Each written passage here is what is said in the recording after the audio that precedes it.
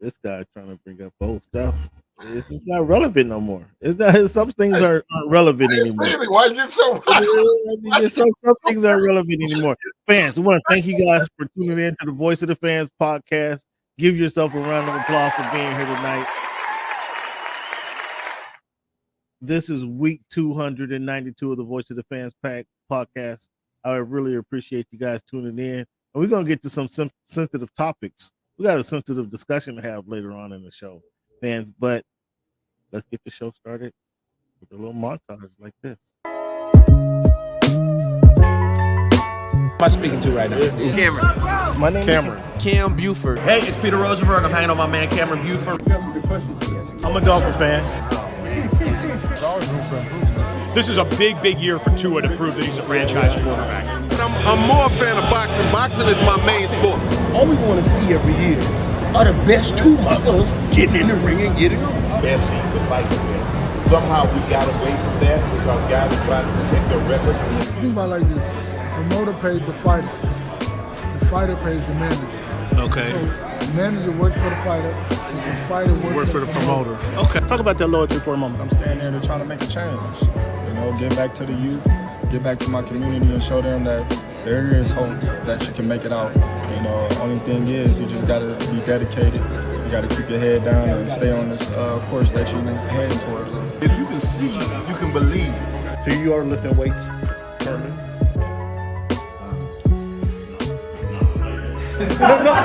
When he said it's easier to score in the NBA versus Europe, did you agree with him? Yes. It's easy to score all over the world.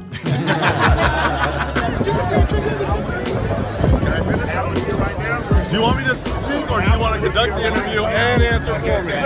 Which one? What do you think about the technology? Like I was saying before. Aaron, what has the game of baseball taught you? One of the biggest things is being humble. Can you give a message to the kids to kind of persevere through the false teachings they may be giving? Patience. Okay.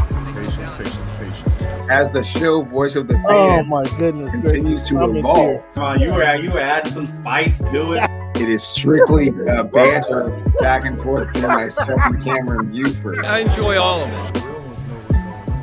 Like you said, Pacific Northwest. So, I think it's a big part of my game. And every time I step on the floor, I just want to represent myself. You play this game and you're not trying to win a championship, then why you playing for it? I'm happy for the Mariners. I'm happy for the whole Cam, nobody. Never mind. Go watch the tape. Go watch the tape, and then you tell me if it was all about just a system. You look like a buffoon. Go do your research. Go do your study. And where'd you hide that draft board? It wasn't in your locker room. Where was it at? Picked up any sticks recently? I know you said in December you quit playing because you don't like the L. What team you with? What question you asking? I'm saying, have you picked up the sticks? Have you picked up the sticks at all? Oh, this guy. Hey, give here. It's okay. It's okay. It's okay. That's what's good in sports, man. It's the big Snoop Dogg, man. That's what's good in sports. Thank you for making our voice your choice. And really appreciate you listening to the Voice of the Fans podcast. Check it out every single week. Yes, sir. Yes, sir. Thank you guys for checking out the Voice of the Fans podcast. See my man Snoop Dogg in the little clip there, Cleveland. Man, thank you for being a part of the show, man. Let's give Cleveland a round of applause. Let's get every Wednesday donating his time, create some content for you guys. Cleveland, how's it going, man? What's the weather like today? You know, it's not bad today, Cam. About 75. Oh, look at you. Oh, you guys wear rocking t-shirts. You guys can walk around with t-shirts on now? Walk around t-shirts. Okay. I'm happy for you. Let's give the guys a round of applause up there for the weather turning in the state of Washington up in northern. Hey, if you guys haven't been, I'll give you guys a little traveling tip right now. June, July, and August are the best times to travel to the state of Washington to visit Seattle. It is, and I'll be very honest with you, the most beautiful place on earth. If you went June, July, and August, you'd want to move there. You definitely want to move there. I mean, it's fresh air. air. You're not getting any fresher air than Oregon or Washington, anywhere. Southern California, Florida, Virginia. You're not getting any fresher air than the state of Washington. But those are the times to go. If you go during those times, man, you guys will definitely want to return. But outside of those times, bring a coat. Cam, on a side note, you don't know how many cats I have run into that have gotten suckered into that June to August, and then it gets to December, and I've already on know. their face, like they just feel like they just got the bait and switch. Like, oh, right? What happened here? Yeah, it was all good a week ago. Oh man, the anger just wow. Oh my goodness, indescribable. They feel so betrayed. That's real deal. That's real deal. But if you go, I'm telling you, as a native, there's no more beautiful place in Seattle, Washington. Zero. I've been a lot of places, man. But I thank you guys for tuning in to the Voice of the Fans podcast. We're gonna give you some content to this tonight. We're gonna talk about the NBA playoffs. We're gonna get into this ranking system again. It created this ranking system, and he thought he got some help last week, bringing a friend of the show, Clint Lomax, on. We're gonna bring this up again, and I need answers, fans. I need answers. Yeah. I just need it. I can't no other way to put it. I need some answers. So we're going to talk about the NBA playoffs. We're going to get to the NFL offseason. There's some storylines going out, and then the schedule was released today. So we're going to get into look at a few teams that the show talks about pretty regularly. We're going to get into their schedules, and we're going to see what this rookie coach up in the Northwest, what type of projection they have for the rookie coach up there. Because the draft has already been done, free agency, we're past free agency. Training, mini camp and training camp is the only thing we have to look forward to see kind of how this team plays out. We're going to talk boxing as well. We got a lot of boxing news that we're going to get to. Got some NBA, MLB topics to discuss. But Cleveland, we start our show each and every week with our numbers game. When you think of the number 15, Cleveland, outside of Earl to Pearl, who wore that number the best? Or who comes to your mind first? Cam, who comes to mind first is Vince Carter, because they're talking about retiring, are going to retire his numbers in New Jersey Net. That's weird. Who wore it the best is, so to this point, it's been Patrick Mahomes. Yeah, that's quite all right. You're not with the Vince Carter retirement jersey? That's up to them. I don't make those kind of decisions. And hey, man, I know he's going in the Hall of Fame and stuff, and it looks cool, but okay. I mean, basketball is kind of lenient with those things, right? They are incredibly lenient with the Hall of Fame. Typically, not that lenient with their retired jersey, but it is what it is. I'm not complaining about it. I'm not like standing on the, What's been happening with the Brooklyn Nets recently that it gives my fans some excitement to talk about? Anything happening? Right. And so right. Any press is good press, right? So yeah. They gotta have something, right? Sure. Cleveland, outside of Reggie White, when you think of the number 92, who wore that jersey number the best, or who comes to your mind first? Wow, he took the obvious out of the equation. I would have to go at that point with no Reggie White. I would have to go the other big tackles, Albert Hainsworth and Michael Dean Perry. Michael Dean Perry. Ooh. Yeah, that's a good one. You still had Strahan out there. Strahan, right. You said Albert Hainsworth. What's your lasting memory about Albert Hainsworth? Not being able to finish the physical that you need to pass, and then when Golick went out and did it, it made him look really, really stupid. It was like, oh wow. Not at $15-16 million a year, and this dude up in the booth can do what you said you couldn't do. That was quite embarrassing. Well, I'm not sure he was. He already got paid, and so him passing the physical at that time. But he couldn't pass a physical, and then this dude comes out of the booth and passes the physical. It was wild. Yeah, I'm not sure he was really trying to pass that physical because he already got paid. So he already got paid. But my lasting memory of Albert Hainsworth is when he stepped on dude's head. On his head, on his neck. Yeah, that was second. I mean, that was like, dog. I mean, I understand being ruthless and aggressive and defensive tackle. I don't want any really nice guys. I mean, Reggie White was an anomaly. There's not many nice guys that were defensive tackles or played on the defensive line. So I understand that. I get that logic, but to just step on the dude's head when he don't got no helmet, like that was way across the line for sure. Yeah. Cleveland, it's the NBA. It's the NBA playoffs, Cleveland. It is. If this isn't the height of the NBA competition, the height of the season for the most competitive time of the year, I don't know what it is. I don't know what it is. But Cleveland, I have some questions for you. And we created this, or I didn't create it, fans. I had nothing to do with this. So, but I posted it on the website, voiceofthefans.org. It is Cleveland calls it the criteria. Your man Clint looked back at it, and Clint gave me it. After having Clint thumbs up, yeah.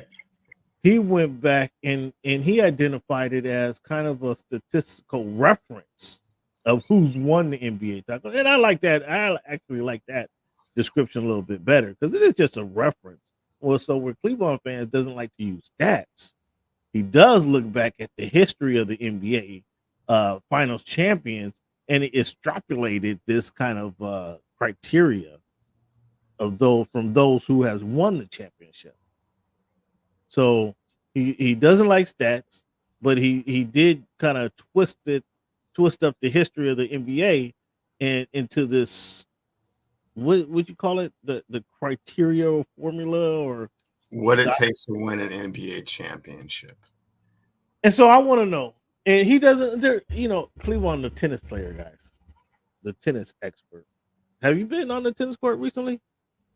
I almost got out there last weekend and got up to like 72, but I'm 80 is kind of my, my threshold for getting out there. So hopefully in the next week or two. I prefer around 80. Wait, time out. You say 80 is your threshold, so you don't get on the tennis court unless it's 80 degrees? I mean, 74, 75, you want to get out there, but I prefer around 80 for the first time now. All right, so he lives in Seattle, Washington, so he doesn't play tennis very often anymore. It means that he waiting for the 80 threshold, and he don't play tennis a whole lot. So that was hysterical. Yeah, that's cool. That was quite a jab. Like, continue with your question. So with him being this tennis historian or expert, he doesn't like it when I bring up the others, as Shaq would call them. He doesn't think they play much into they contribute much to the winning championships. Because what do you say, Cleveland? What do you have to have for somebody to win the NBA championship? You have to have that dude, Cameron. And so Cleveland believes it's only that dude who wins championships. It's not the hustle. It's not the heart. It's not the defensive mindset. It's not guys like Aaron Gordon. It's not guys like TJ McConnell. Cleveland doesn't believe they play a factor into it at all. But Cleveland, I want to ask you, where's Aaron Gordon rank on your list? Is he a basketball guy? I mean, he's won a championship, so he is in that basketball god by association criteria. Oh, given the fact that he has won a championship. Where's a guy like TJ McConnell? I I venture to guess a usual suspect. I'm not sure how many times he's been in the playoffs. I think he's been a few times with the Sixers, at 9 or 10 on their depth chart, and he certainly got some run with the Pacers this second round of the Eastern Conference playoffs. So, usual suspect. I'll give him that.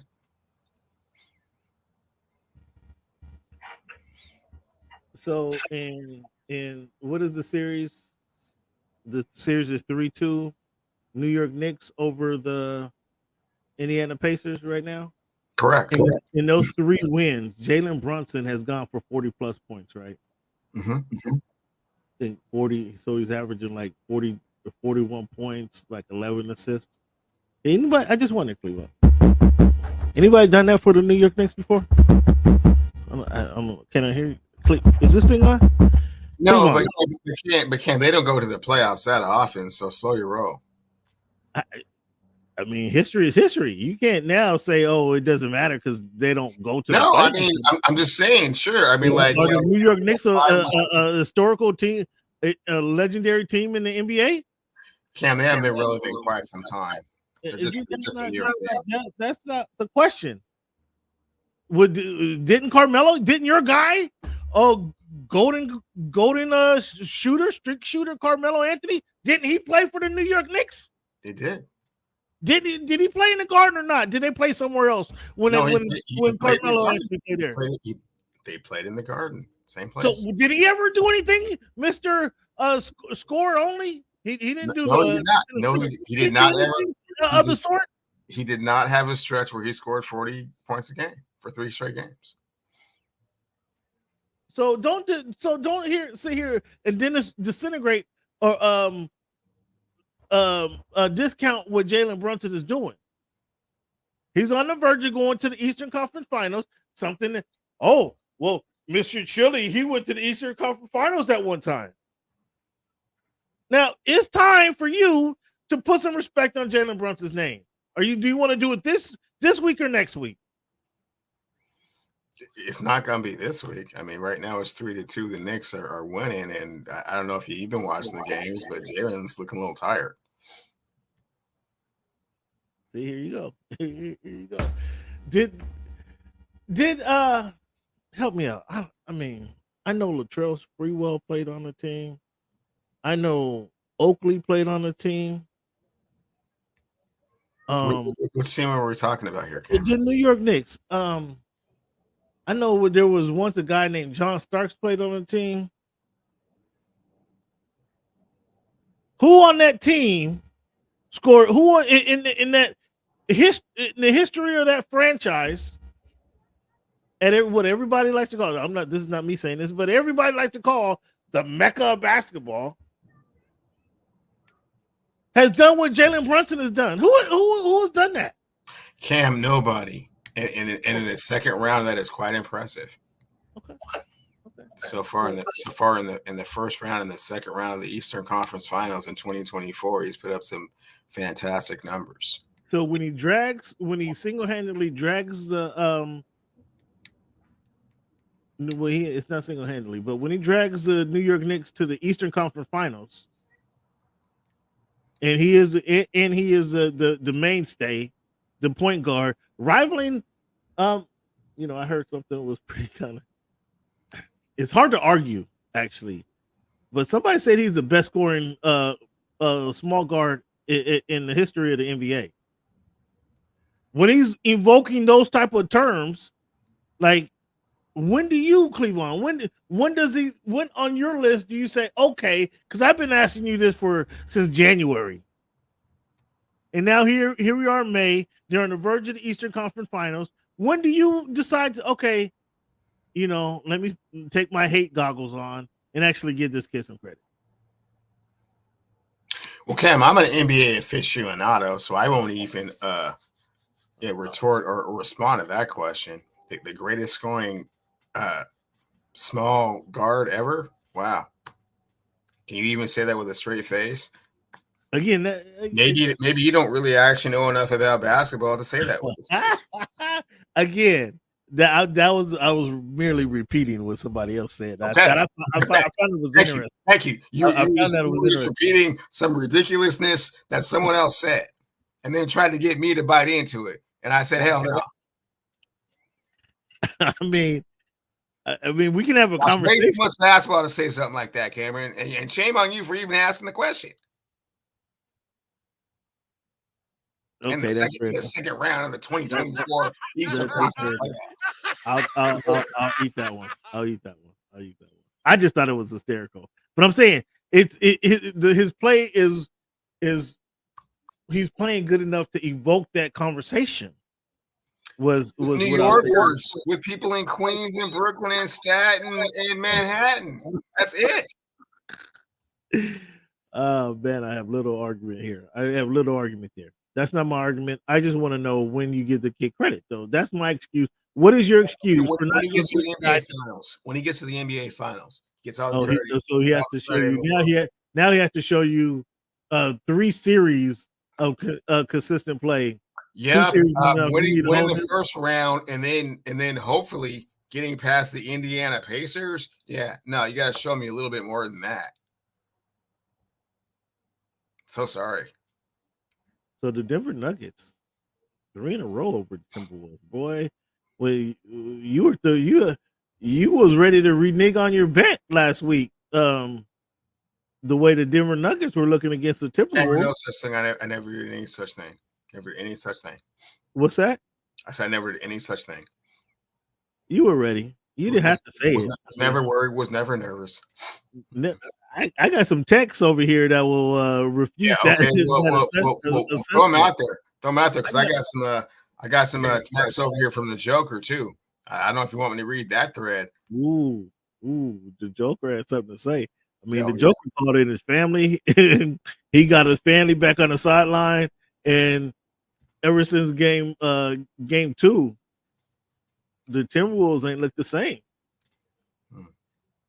So where do we start in this series? Murray he responds after he avoids the suspension for throwing stuff on the court and doing the money sign and throwing towels at the refs. He was given a reprieve, and I mean he's taking advantage of that reprieve, right? Absolutely, 100%. And don't forget, Cam. What did I call him? A few months back. Do you recall? The most important player in the NBA. So, had the refs actually did the right thing by suspending him, are you saying this series would have been over? Oh, it's hard to say. I mean, here's what I remember, Cam. I remember there was a lot of bravado, a lot of talking. And I'm so sorry. Let me grab my phone here real quick and check this Joker thread right quick. We'll have time for you. You tell Cam stick that chum menu up his ass. That's what he said. Because at 2-0, boy, you sure did. Man, you was woo, man, a good one, weren't you? Had the meal all picked out, circled it, sent it to me. Wow. And then like a day later, Nikola Jokic got his 3rd MVP trophy. And he put it next to the other 2. Wow. And he looked at him. And I'm going to get back to the thread. Here it says, I don't think I'm going to let Gobert and now he don't even earn the correct pronunciation. I'm gonna let Gobert and Kitty Cat Town stop me from getting my my 2nd championship. You tell Cam next time you see him. I said that. Rudy Gobert could have stayed at home with his wife the way he's been playing the last 2 games. Oh, hey, hush that up. That's a 4-time defensive player of the year. He's playing he could have stayed at home with his wife the way he's been playing the last couple games. Cam, hold on, man. The 4-time before you were saying he shouldn't have even been at the hospital. You're absolutely right. You are 100%. If that's the play we're going to get from the 4-time defensive player of the year, you can go back home and play Legos or play blocks with your little boy. He's playing as good as he can play. It's just that the MVP of the league has kind of raised the level of his game. You recall they poked the bear like over and over again, right? Again, if this is what you're going to bring to the court, you can go What back. What is he bringing to the court that is not legitimate? He played him as straight up as he could play him. He just got abused. Again, if the dude is 8 for 9 against you, and that's because you're not playing great defense. He's playing defensive player of the year defense. But I'll put that's the National Basketball Association. I'll put like McDaniels back on at least. Good offense beats good defense all the time, every single time. Look, I'll put McDaniels on him. At least McDaniels is gonna put. They tried all that. They tried every single person on their team that they could think of to try and stop him. At least McDaniels is gonna put a body on him and give him. Put Edwards on him. They're gonna put Towns on him. They didn't put your dude Reed on him. They didn't put Alexander Edwards, whatever his name, on him. Everybody they can try. It just don't work. I mean, the kid is skilled because he poked the bear. Jokic. Yeah. Jokic.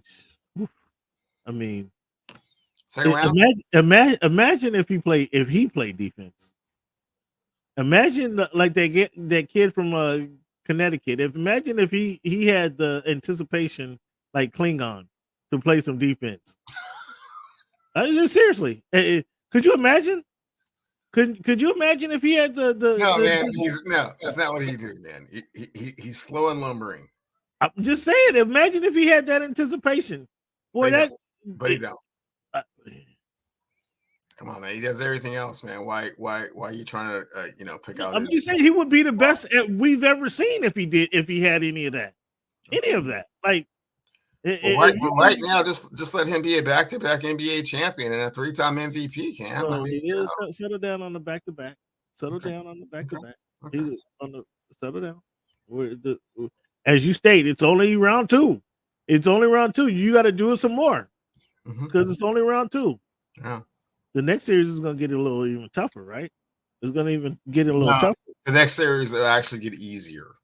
You think the next series is going to get easier? For sure. Against the Dallas Mavericks? Oh boy, are you sure that's who it's going to be? No, I'm not, but that's just an example. Okay, so with that example, you would get a Luka Doncic at 44%.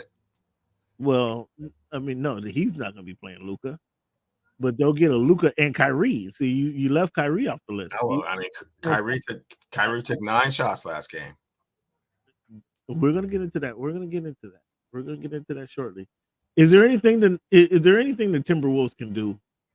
I mean, outside of a Michael Jordan-esque type performance from Anthony Edwards? Yeah, I mean, Anthony Edwards can go for 66 and they can win by 2.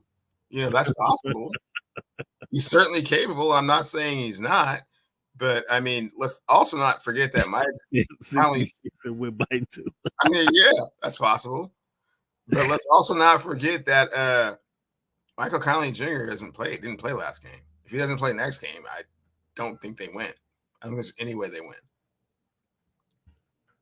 What happened to their stifling defense that they have? I mean, they were an adjustment. Jamal stopped getting frustrated about the contact and just kept getting to his spot and hitting that jumper, which makes him the most important player in the NBA. So you have this over. What is it? Tomorrow night? Tomorrow night it's over? Yeah, it's over. Minnesota can't win. Okay.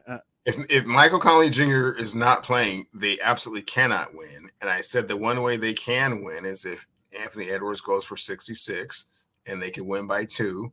I'm not saying he's not capable of doing that. So I'm not, counting that out. You want to put something on? You want to put something on Timberwolves winning tomorrow night? No. How confident? I've just been saying this whole thing. What, you not listening to me? How confident are you that it ends in Game 6? That the Nuggets are going to win? Yeah, Game 6. Yeah, extremely confident. Well, what you got on it? Well, I'll go a 4-piece at Ivers. Yeah, for sure. You got the Timberwolves? Is that what I'm hearing? Yeah, this is going 7. I got the Timberwolves. Okay, yeah. Whether he goes for 50 or 66, I don't know. It'll be just enough to win. Okay, Anthony Edwards ain't done. Go ahead and give me that 4-piece then. No, that's Dun Dilly. Dun Dilly. Hey, I'm about to go find another restaurant because I gotta save a full moon for when the Nuggets get knocked out the playoffs. I gotta go find another restaurant. That's a Dun Dilly right there. Okay, cool. Cool. Sounds good to me. The Thunder. We got the Thunder and the Mavericks on right now. How closely are you watching these games? Did you watch? So I honestly missed. They're in Game 5 now. So I missed Game 3. Watch Game 4. And what I want to know, after Game 4, the Mavericks had a chance to go up 3-1. They'd had a legit chance to go up 3-1 against OKC Thunder. And that kid, SGA, Shai Gilgeous-Alexander, just absolutely went to work in that fourth quarter. You saw Chet hit free throws in the last 2 minutes of the game when it mattered, and Luka missed free throws or missed one free throw. They missed 12. When I heard 12 or 13 free throws that game. Yeah. On the game, they were like 12 for 23 or something like that. Something horrible. Was that crack? Was that choking? Was that cracking? I mean, they could have went up 3-1, and they left that's overconfidence and fatigue, and those role players that you talk about that are supposed to play better at home than they do on the road, just feeling a little bit too much of themselves. Chet Holmgren? No. PJ Washington. PJ Washington had 20 points that game. Shooting way too much. Wow. He's open. They double teaming Kyrie. We're in the second round of the Western Conference Finals. If PJ Washington is taking that many shots, you're gonna lose. Okay, so you haven't been watching much of the Mavericks. I haven't watched. I watched all of those games, man. Look, that's great. He's a 3-and-D guy, especially. Man, he was open. He hit the shot, but man, don't get too intoxicated on your own supply, man. You're not that good. Well, when they double teaming Kyrie, somebody else has to shoot, and then Luka, like you said, Luka playing at 44%. Man, I'm not making no excuses for nobody right now. Okay, it's 2-2, and we're going back to OKC, man. We'll see what's up. Shai stepped up. Chet's been the human fly swatter. So hey, man, don't be bringing that weak junk in here. Chet, at 117 pounds, I don't know how Chet is getting it done. Like I really don't know. Like this guy hits the floor every time, and I'm like, remember we saw him at Summer League. He just looked like, oh my god, they're just going to just push him out of the gym. Yeah, I'm saying 117 pounds, man. No more of that. Like he knows how to use his body now, and like okay, this guy. He has some toughness in him, and wait till he get some weight, get some confidence. Yeah, I don't think he's not gonna be a big guy. He's just gonna as you grow, your bones just get thicker, and you be able to manage your body a little bit better. He's got at least 35 pounds to put on that frame, right? At least. That might be high. I'll go down to 25. But he's already tough. And he knows how to use knows how to use his wiry body. I mean, it's impressive. He's doing his thing.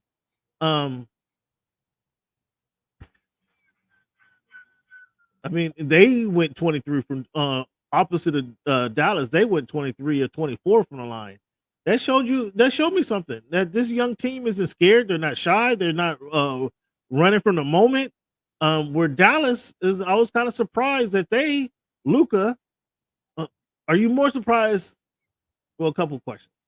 Luka, you say he's worn down. I mean, Luka gives me the Jim Brown-ish feel, where every play, if you watch some Jim Brown highlights, you see every play Jim Brown look like his body, look like he can't run the ball no more, look like he'd take him out, and then next play, he purposely got up slow after every play, so they didn't actually know if he was hurt or not from the play before.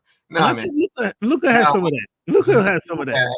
This is not that. This is the NBA playoffs in the second round. And this is not the same Luka that was averaging 34 a game in January or February. He's run down, and we'll see if he has enough to get them across the finish line to the next round, in which they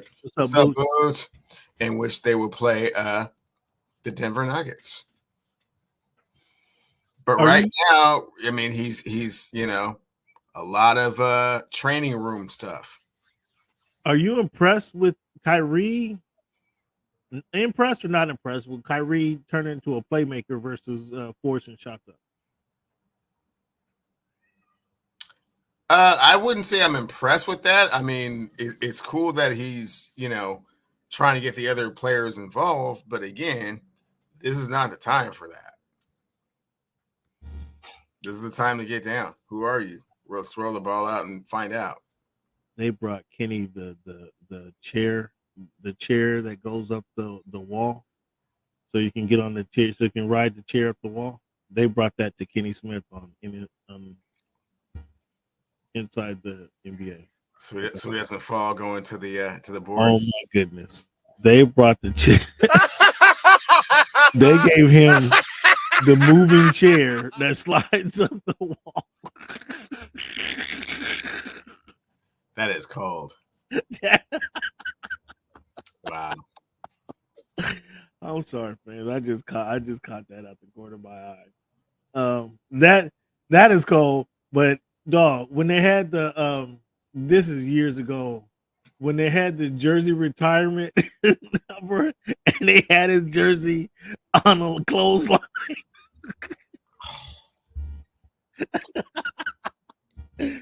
That was the funniest shit right there when they had brought Kenny's jersey out on the clothesline. That was the funniest shit right there. But that's not funny, man. It was hysterical. They had it on the clothesline. Kyrie, man. So they're up right now. I think they're up 10 right now, if I'm not mistaken. But Luka is playing his game. But yeah, I say Kyrie is they're double teaming Kyrie. And so somebody else is going to have to score. So I don't want to.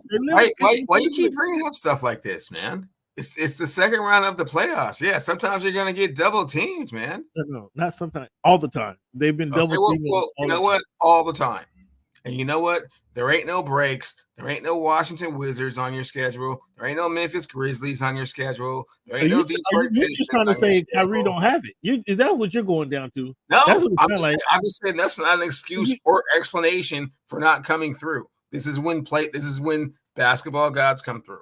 You already called it. You already anointed him as the basketball god. He is one. He is a basketball god by association, and he has proven that at times he can certainly raise the level of his game and carry a team on his back. Well, this is that. It's that time right now. Wow. You're not trying to. You're saying now that Kyrie is not living up to the moment. Is what I'm hearing. Man, it's 2-2. It should be 3-1, right? You got the split. It should be 3-1. Came home and you 12 free throws and you only took 9 shots. And you let some dude named PJ Washington take like twice as many shots as you. And so he should definitely be a scorer versus a playmaker. Hey man.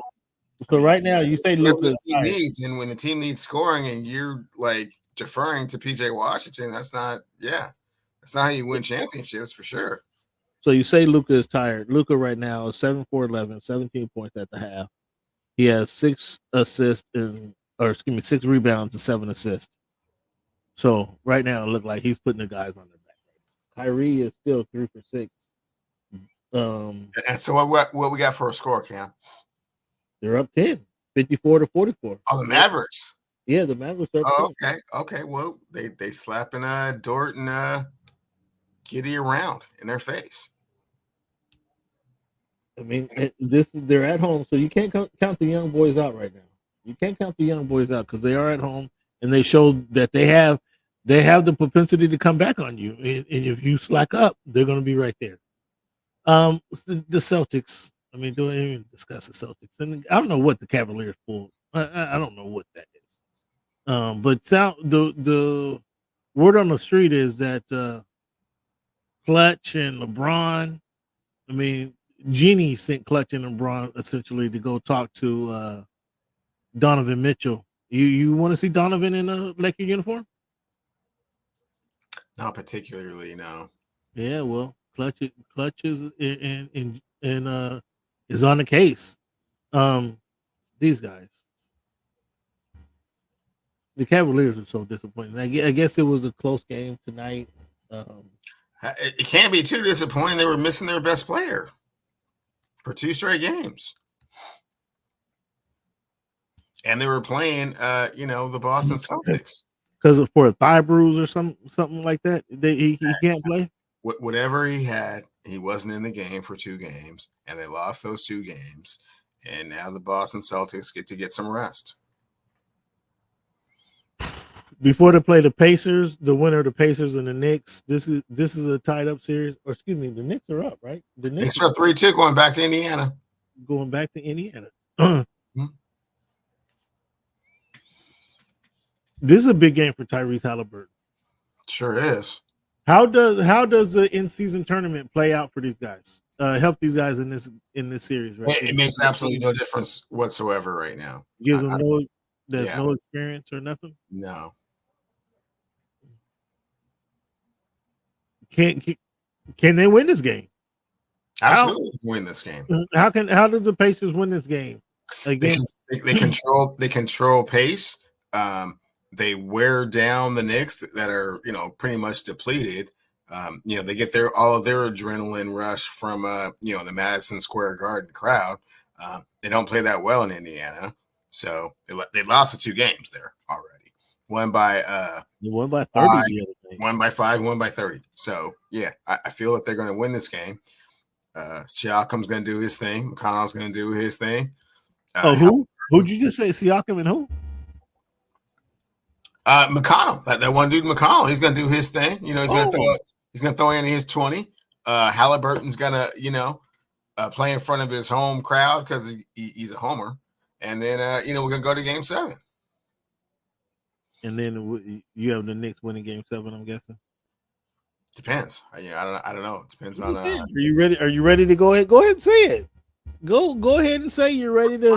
First things first. There has to be a Game 7. And right now, there's not, but I am predicting that the Indiana Pacers are going to win that game. It's going to be interesting. Cleveland, I know you don't want the Knicks to win that game.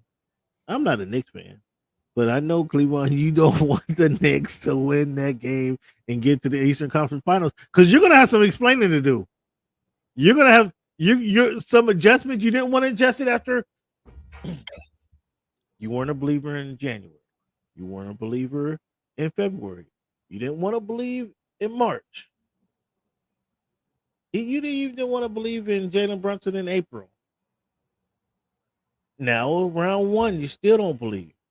Round 2. You don't want to believe. It's not real. It's still not real to you yet.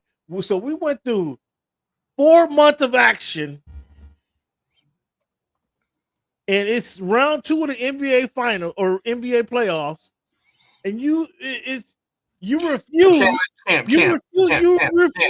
You refuse to acknowledge what's going on. So I know you don't want the Indiana Pacers to win. I mean, either way, Boston. I think Boston's going to be either one of these guys. I think Boston will be either one of these teams, reluctantly to say. But I think at least the Knicks in the New York crowd and Madison Square Garden, all that hoopla, that might prove to be that might get the Knicks a couple wins against the Boston Celtics. Indiana's not going to. It might be a sweep if they play. Indiana plays Boston. That might be a sweep. It has a. Well, I'm getting ahead of myself because Boston always.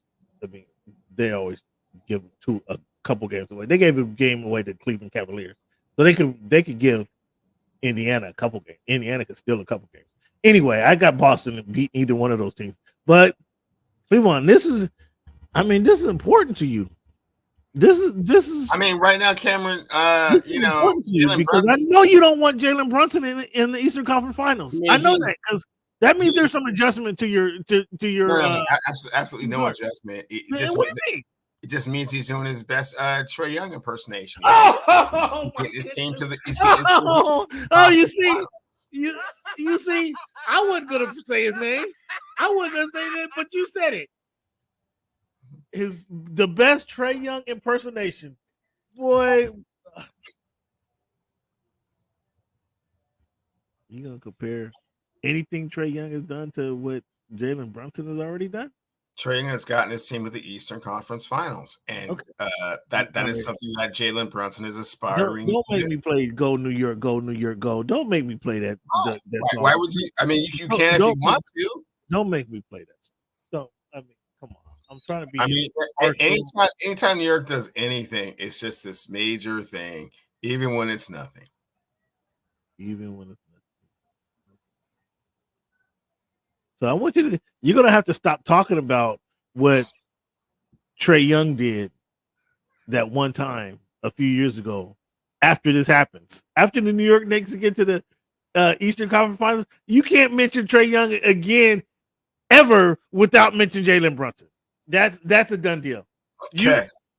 Go New York, go New York, go. You can't mention his name without mentioning what Jalen Brunson has been historic. He's been historic. Go New York, go New York, go. I can't believe it. He just made me a New York fan right now. He just made me a New York fan right now. Let's talk about another legacy franchise that is just, I mean, they fell hitting tough times right now, Cleveland. Their times are so tough out there in Los Angeles. So tough out there in Los Angeles. They had to go hire Coach K to be their advisor on the coaching search. How does a franchise like the Lakers have to go out and get Coach K to be their advisor? Like, shouldn't they know by now how to find head coaches, how to acquire talent, how to manage and monitor their team? Why do they have to turn to Coach K? Can you explain that to me? Yeah, Coach K is a brilliant basketball mind. College basketball mind. Team USA. He's never coached in the NBA. He don't got no NBA credentials. Team USA, correct. Coach Grant Hill, Coach Kyrie Irving, coach dozens of NBA champions. Coach Kobe Bryant. He didn't coach in the NBA, is what I'm saying. My point is he did not coach in NBA. He's got some time on his hands. Why not pick his brain a tad bit?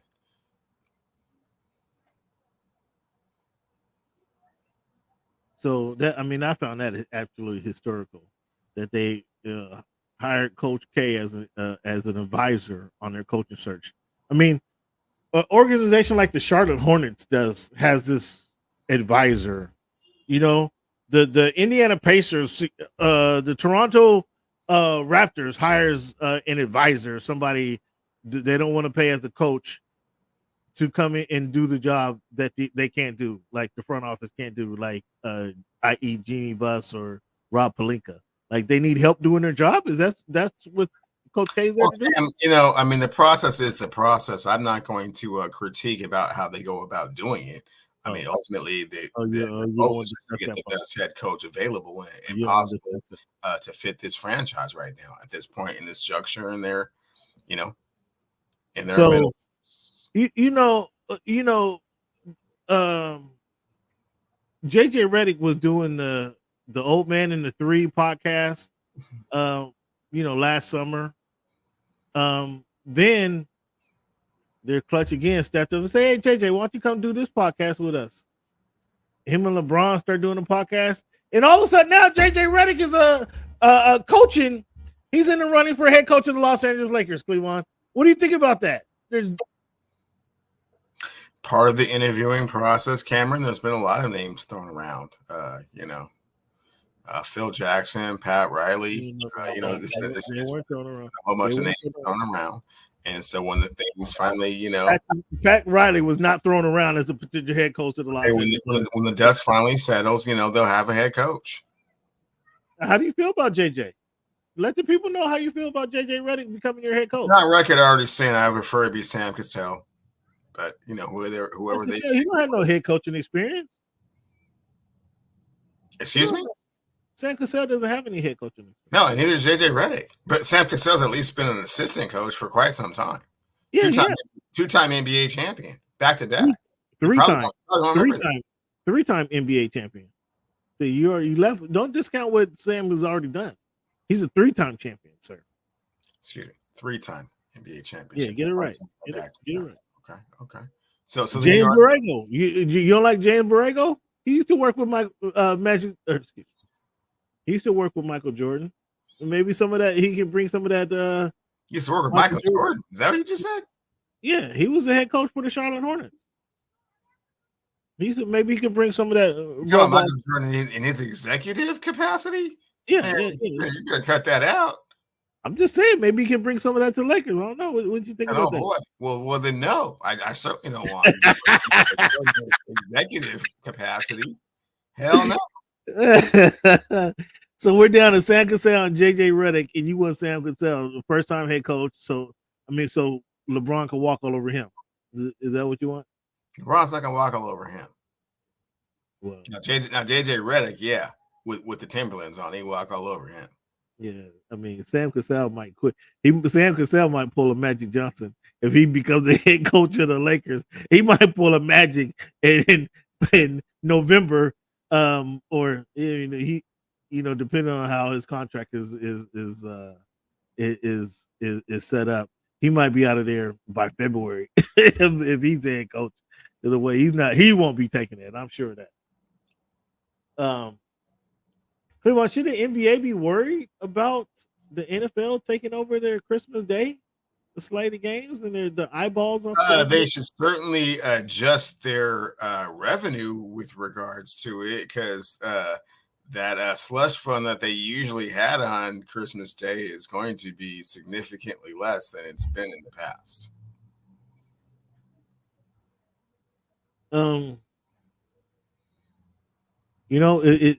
It appears that the NBA is returning to NBC.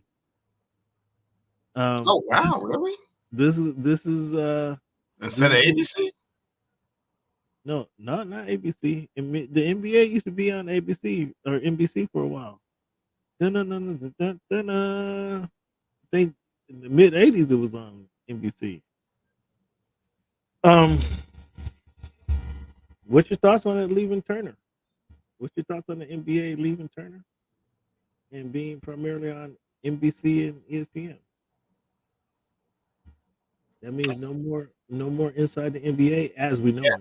Think that would be a mistake, but money is money. We'll have to see how the whole thing works out. If it's a done deal, then what are you going to say? Are all the Tuesday and Thursday games going to be on ESPN now, or NBC?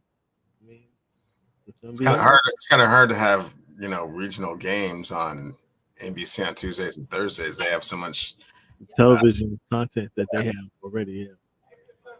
It's gonna be interesting. Will they move back to Tuesdays and Thursdays like it used to be? But that was on TNT. It's been on TNT for a while. Like, I'm almost shocked to hear that. And maybe TNT is trying to is trying to match the offer that NBC has put up there, but we got it's 7:15 to go, 62-49 in the third quarter. OKC at home was looking like they're getting roughed up a little bit. But that kid Shea is just so sweet, man. That kid Shea is so sweet. Yeah, that's gonna be that's gonna be a change, a shock to everybody's system. What's your thoughts on the draft lottery, Cleveland? Is there winners and losers? Is there? The draft. Oh, the big winner is Atlanta. Go ahead and trade that pick for what you need. For what? What do they need? Not sure. It's up to them to find out. But this is a weak enough draft where the number one pick is not so clear cut with regards to what they're going to be going forward. It's not like the Victor sweepstakes. So, yeah, anybody interested? Go ahead and throw it out there. So everybody's saying this is a bad draft. Is it? I think it's just in comparison to what we've seen last year. Everybody was all for it was a Victor sweepstakes last season.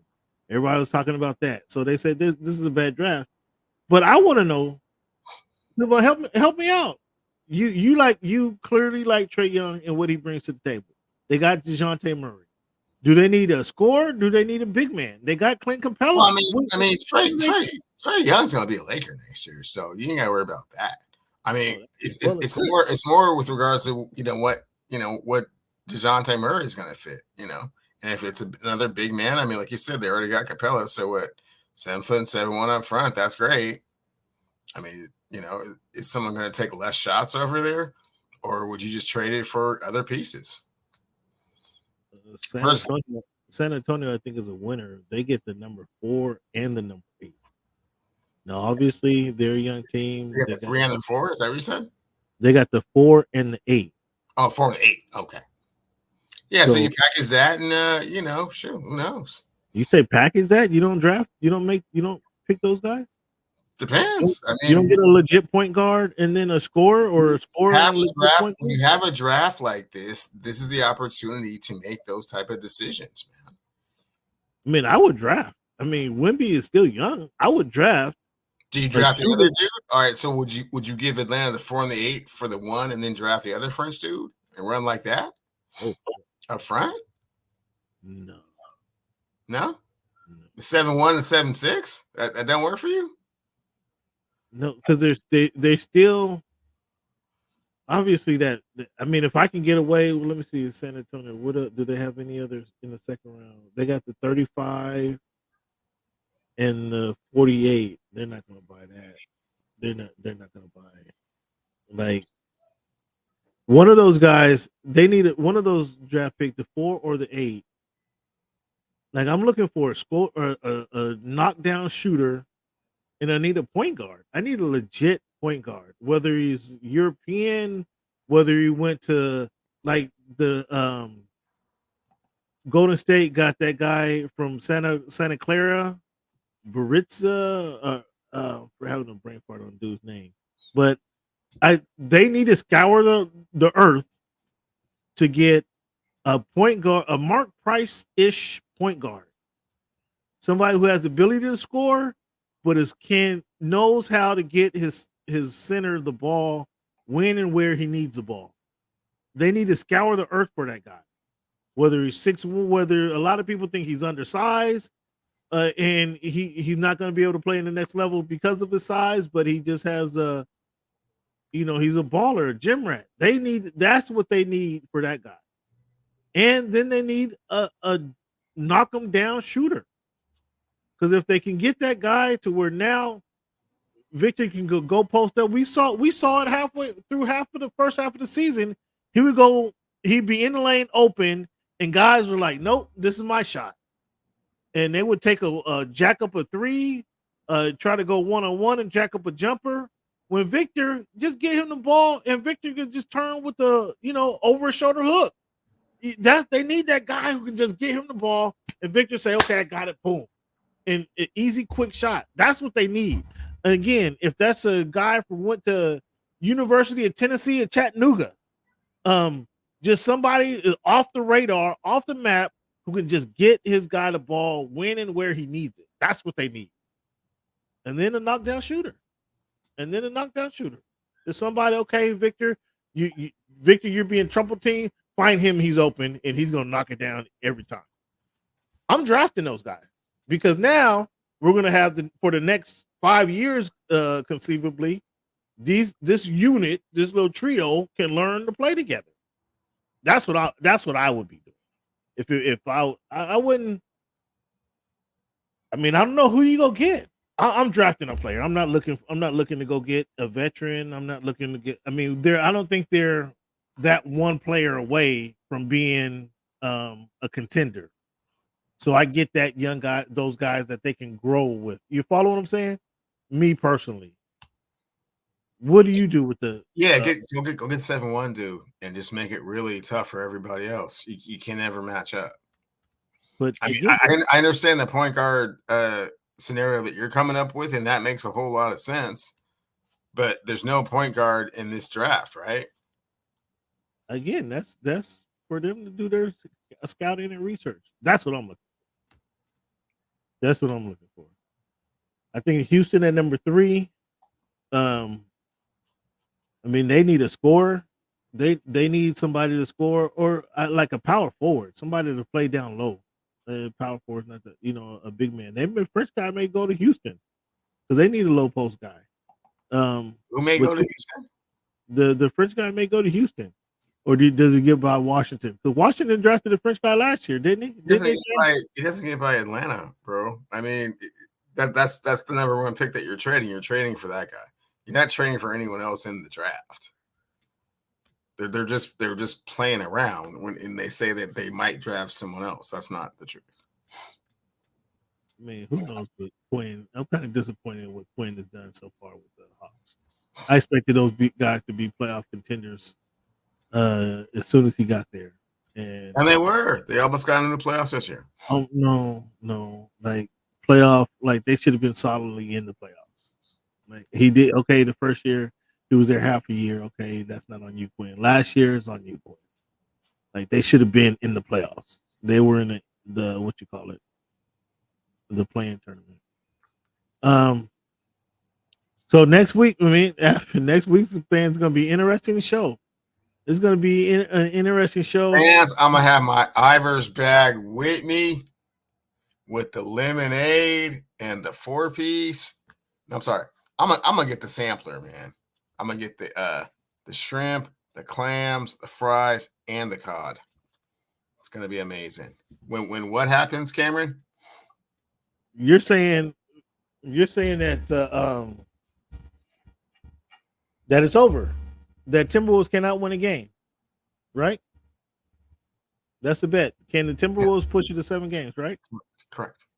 Okay. So the Timberwolves will win game 6 is what you're saying. Anthony Edwards is coming to work, buddy.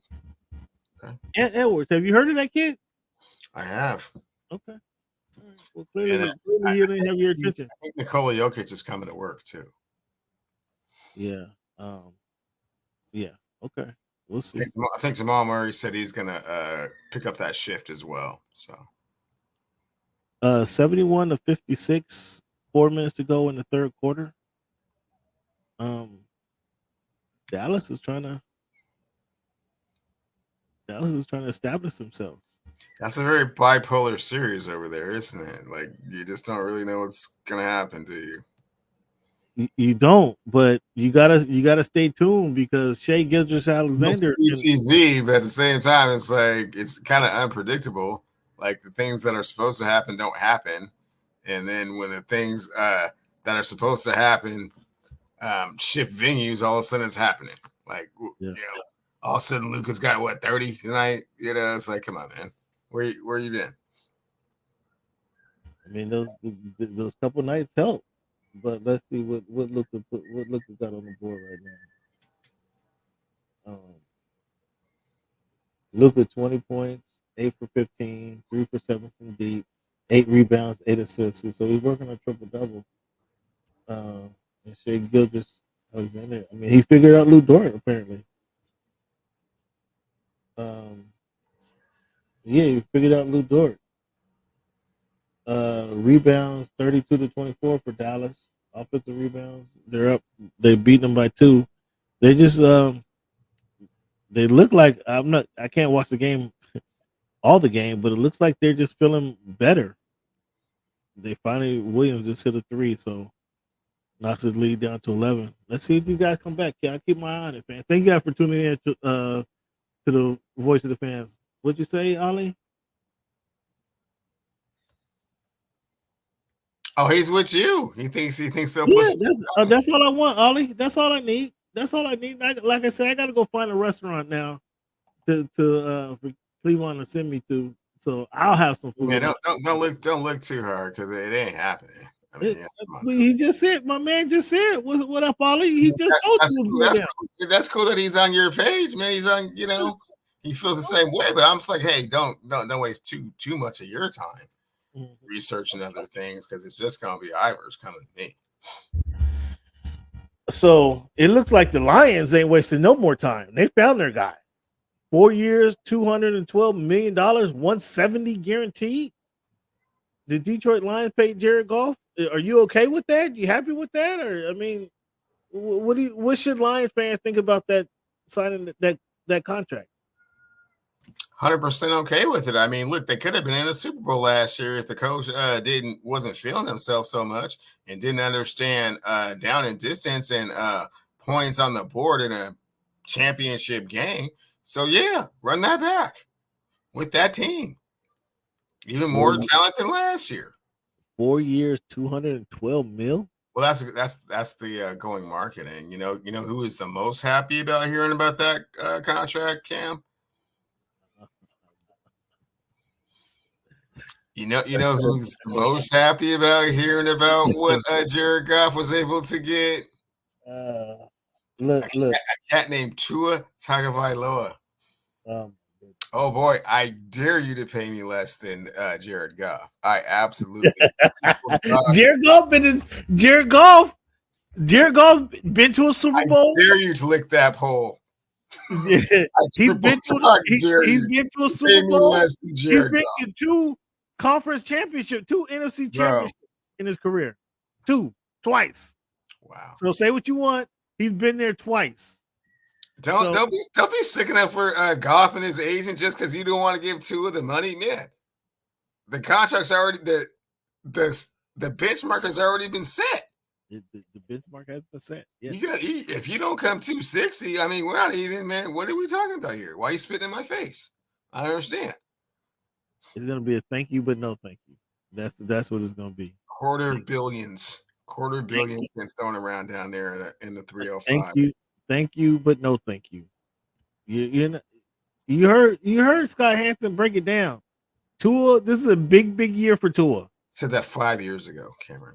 And it's still accurate.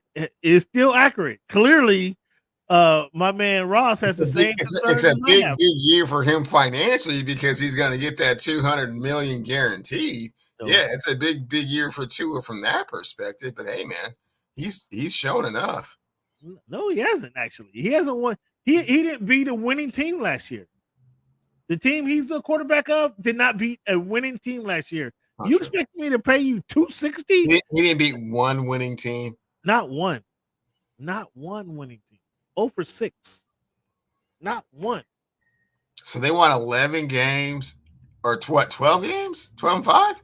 11-5. I don't know. They played 17 games, so yeah. Hold on. Tua's already underperformed.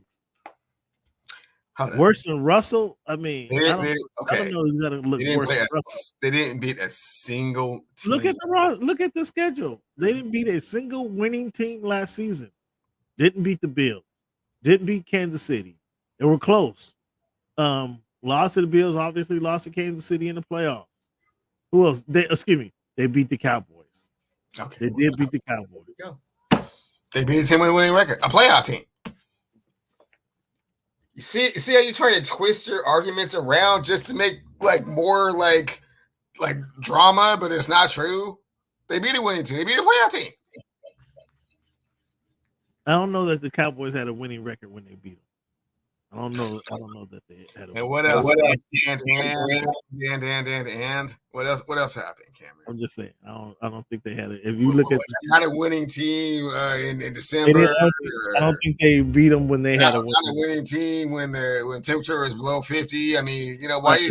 Definitely not a winning team when the temperature was below 50. That's the problem. Okay, well, hey, that's the problem right there. Well, look, here's what I'm going to say. Congratulations to Jared Goff. He's just set the benchmark for what the Miami Dolphins need to do, and it's $250 million. Okay, so we talked about Tua. Who else is up next? Obviously, it's Dak. We just missed it. Trevor Lawrence is next. Who deserves the most money out of those three? Dak, Tua, Trevor Lawrence. Dak. Why is your guy Jerry not paying Dak? Because he doesn't like Dak, and Dak hasn't advanced very far in the playoffs at this point. I agree with you, Ollie. Ollie, we have the same page. We have the same thoughts. We have the same page. He loves the Dolphins, but he loves to beat down his quarterback at the same time. It's a very weird relationship. It's a very weird dynamic. Like, who else are you going to get that's going to play better than Tua Tagovailoa? I'm gonna see it. I mean, would you rather have Dak? You want a Dak for Tua trade? Maybe not Dak. I'll take Trevor Lawrence. Also, maybe not Dak, but you take. I'll take Trevor Lawrence. We could do a swap there. Trevor, come on down to South Beach. Okay. Where we actually do some surfing. I know you get plenty of sun in Jacksonville, but come on down to South Beach, Trevor. Dak.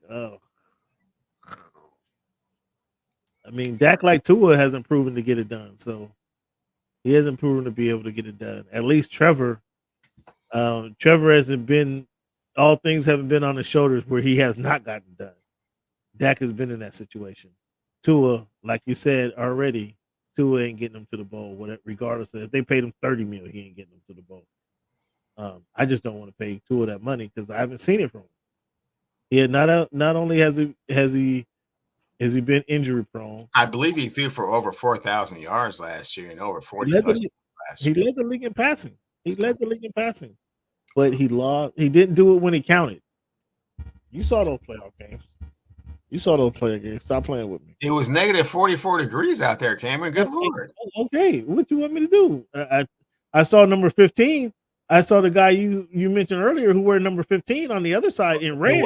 I didn't say he was Patrick Mahomes. I saw him get it done. My goodness. He played in the same weather. He went from a climate that was 100 degrees warmer to play that game. Again, I saw that guy on the other side of the field getting it done. There was no problem. There was no concerns about can he perform in the temperature or not. There was zero concern. Nobody's mentioned that at all. Okay, well, at any rate, the Tua experiment continues. 5 years, $280 million. And there's a reason that Ross hasn't opened up the paper. Okay, keep playing around as well. Keep playing around. You end up with Jacoby Brissett as your quarterback. Ooh, we tried that too. We tried that too. And you're running back. You're trying. What? Want to see what Mac Jones has left in the tank? Oh, look at you! Look at you. The other Alabama quarterback. I mean, I tell you what. I mean, we might be able to work something with Geno. You want Geno? I mean, you don't like Geno? We might be able to do something with Geno. Oh man, Tua in the grub offense. Oh my gosh, in a heartbeat. Yeah, send me a couple number ones. Would you guys please do that? You want Geno for Tua? We'll take the contract. I ain't got no problem with that. Yeah, let's do it. Let's do it. If you want, give me a couple number ones. You can have Geno. We'll take Tua. We'll take that problem off your hands. Give me a couple number ones. That's a done deal. I'll do that. See, now why you trying to add something? No. You like Tua? Yeah. Give me a couple number ones. Geno was a Pro Bowler 2 years ago. Yeah, give me a couple. You giving you nothing else? No, yeah, I need a couple number ones. A 2020. Okay, well, you don't need a couple of nothing. You don't even like this dude. Oh no! Now all of a sudden you don't want to. You just want to throw a bag of raisins. You didn't like this dude. Why? You just want to throw a bag of raisins now. What's with the picks and whatnot? Because we realize what position he holds in the league. Is he our guy moving forward? No, he's your guy moving forward. So give me those. Give me a 26. Give me a 28. Number one, and then you can have them. Give you 2 4th rounders and Geno Smith. No, come on. Okay, this call's over. Let the Bucs sign Antonio Winfield, 4 years, $84 million. He becomes the highest paid safety in the league's history. Interesting. I mean, he was a factor. He was definitely a factor. determining factor in the Super Bowl, obviously, but I mean, I don't know where they expect to be going with this guy this season. Valdez Scantling signed with the Bills. You like that pick? Is he the answer there? No. Scantling is not the answer anywhere. I mean, they need somebody. That's like asking Chase Claypool the answer to your receiving problems. And the answer is no. We tried that too. We tried that too in Miami. Yeah. The New York Giants will appear in Hard Knocks. I know you don't like Hard Knocks anyway, but the Giants that appear in Hard Knocks, that I'm guessing that doesn't move the needle for you as well. Does it bother you now that the NFL games are being streamed across all platforms? Yeah, I don't like having to go into the app and then can't get out, so I can't turn the channel around. It always has to be on Peacock or Amazon or whatever. That's annoying as you can possibly imagine. But you're stuck watching them, buddy, because you're not going to quit watching the games, right? I mean, with Amazon games, it honestly depends on who is playing. Sometimes if you your scheduling sounded really cool in May, but you get to December and it's the Minnesota Vikings versus the New Orleans Saints, yeah, not necessarily. I don't just have to watch that game. And the one thing I will say about the streaming is that usually it's the first game of the week, and so it's like, okay, yeah, I'm not gonna watch that. So I mean, it depends, right? I don't like the fact you have to go in and can't come out. That's just I'm with you. But that's how they get you, but you have to subscribe. Yeah, plus you have to already have been subscribed to them, and then it's subscribe to it, and it's like already have ESPN, NBC, CBS, Fox already have these channels. Now I got to go download this app and watch it. Yeah, it's a hassle. Come on, guys. It's Peacock, Amazon, Apple, Netflix. It's like, okay, yeah. Like, let me be able to turn my TV on and watch the game. But us cord cutters over here, I mean, we're already surfing through channels anyway. But I feel you. Once you're kind of on a channel, I mean, that you have to have two devices now. It can't even be the two TVs. It has to be two devices: the TV in your computer, the TV in your iPad. iPhone or whatever your device of choice is. That's where it's coming. You have to have the multiple devices going. It's certainly a money play. The NFL don't care how we watch. They know. And it's only a cash grab from the perspective that they get their money from those other streaming platforms up front. And so it makes absolutely no difference how many people are watching because it's not based upon that. It's just based on a flat fee to have the NFL. So no, they've already paid. They've already collected out there. Like they don't care if you don't watch or not. Yeah, right? You don't watch. Oh, that's on you. So but they know you want to be and you want to have that conversation at the water cooler about what happened in the game last night. And for 75% of their viewers, they can bank on that drawing them into the game. So they're going to turn it on anyhow, any way they can. We talked about the Eagles and Packers, two of the most rabid fan bases going to Sao Paulo, Brazil for September 6th. You still with the Eagles, the Packers taking over that stadium because the Eagle fans can't find Sao Paulo on the map? Is that, I think that's the comment you use? Oh, I mean, I don't know if either one of those fan bases can find Sao Paulo on the map, but it should be an interesting game. Yeah. The Jets. It seems like they would have picked teams that were much closer to South America. West Coast teams no, I mean like a Dolphins or Houston or someplace where it's like you're flying. They did pick Green Bay, one of the furthest teams up north.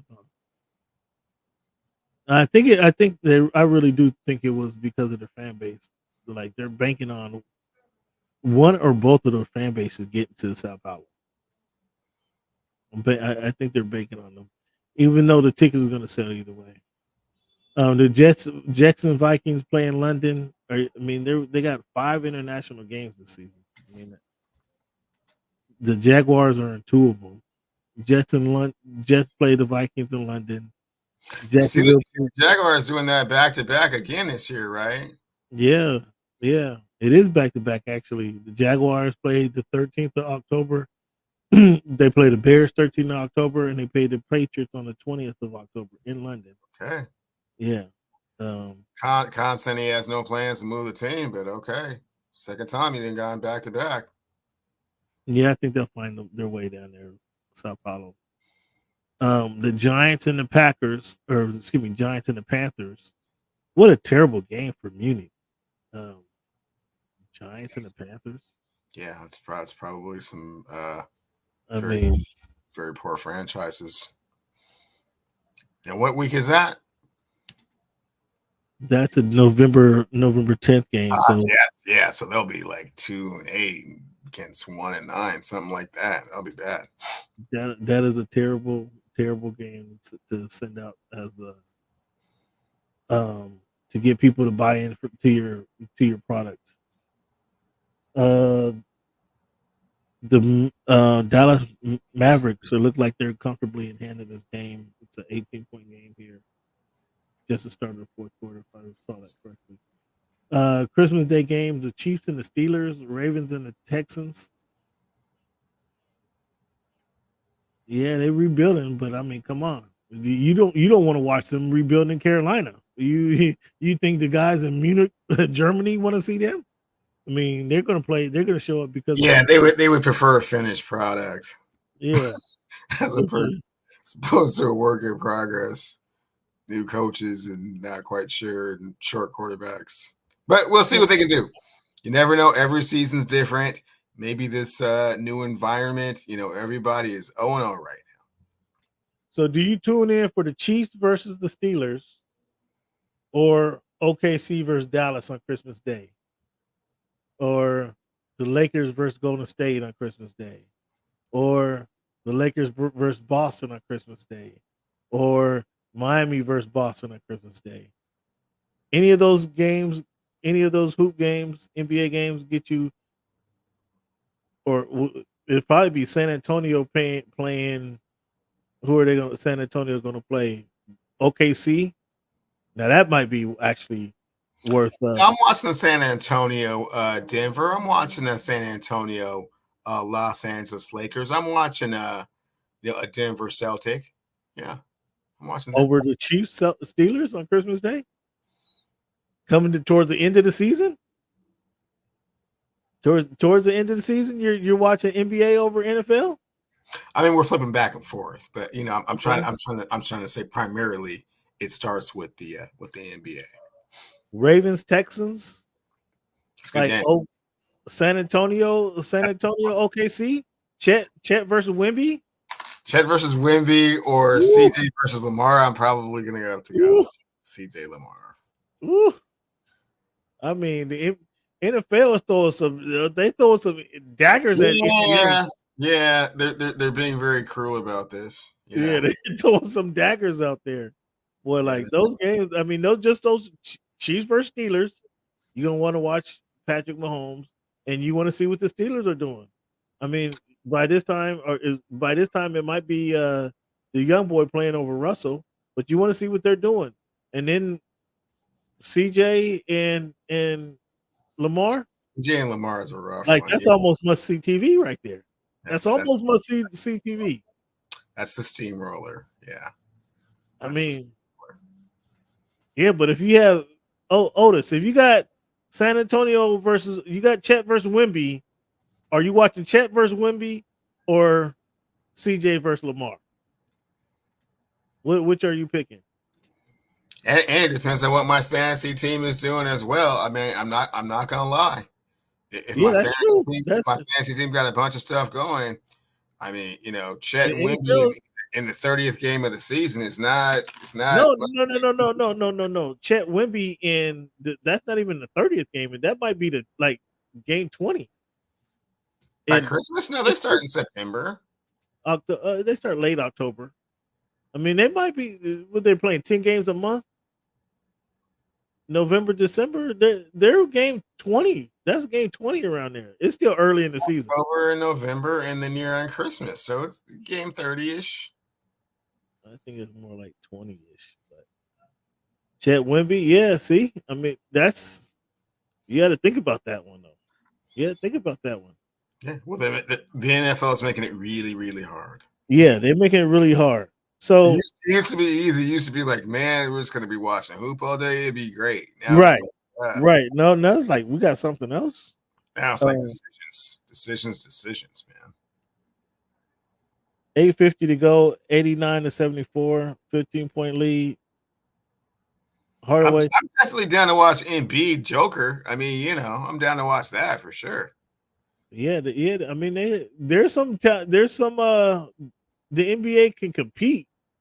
Certainly, the NBA can compete, but like you said, the NFL has made it so you used to watch hoop all. You used to watching hoop all day on Christmas Day. The NFL is like, let's get some of this pie.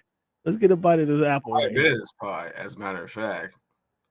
Like you have to be a hardcore hooper to really make that decision.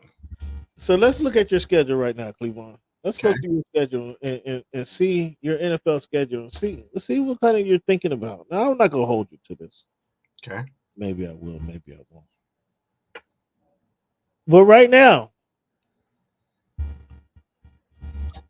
you guys got. I mean, this is kind of you got the Giants, Falcons. You got the Rams. You guys always split with the Rams. You split with the Cardinals. You got the Jets on your schedule. You got Green Bay. You gonna see. You gonna see the Bears. You gonna see the Vikings. Let's go through this list and see what do you give this record right now. You got Denver. Is Denver a win or loss? I'm gonna go win versus Denver.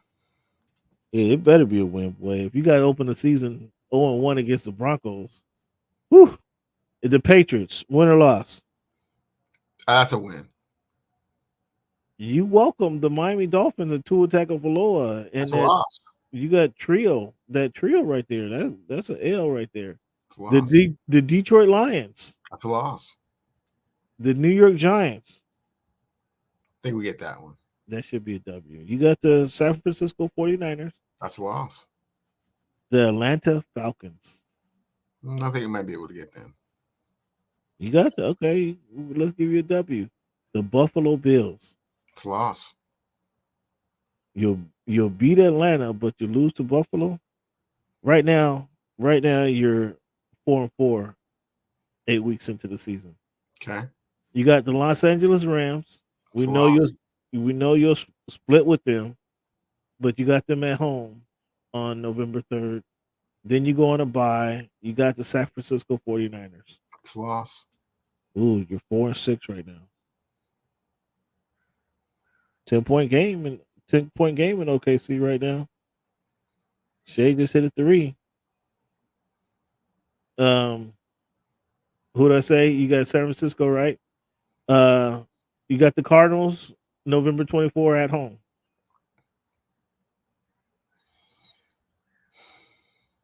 You're gonna split with them, so I'll take the dub on that. Not 100% sure, but just in case. 5-6, and then you got the Jets. What is the Jets? It's a loss. Ooh, 5-7. Then you see Arizona again, December 8th on the road. It's a loss. But we gave you the win earlier. Green Bay Packers, December 15th. Ooh, this is a 5-9 season right now. We're looking at the Minnesota Vikings. Get that one. Quarterback. You guys should be able to beat the rookie quarterback. You got another rookie quarterback in the Chicago Bears day after Christmas. It's Caleb in Rome. Uh-oh. That's on the road in the cold. I'll go with the L on that one. On the road you guys, it's not like you guys play in Texas.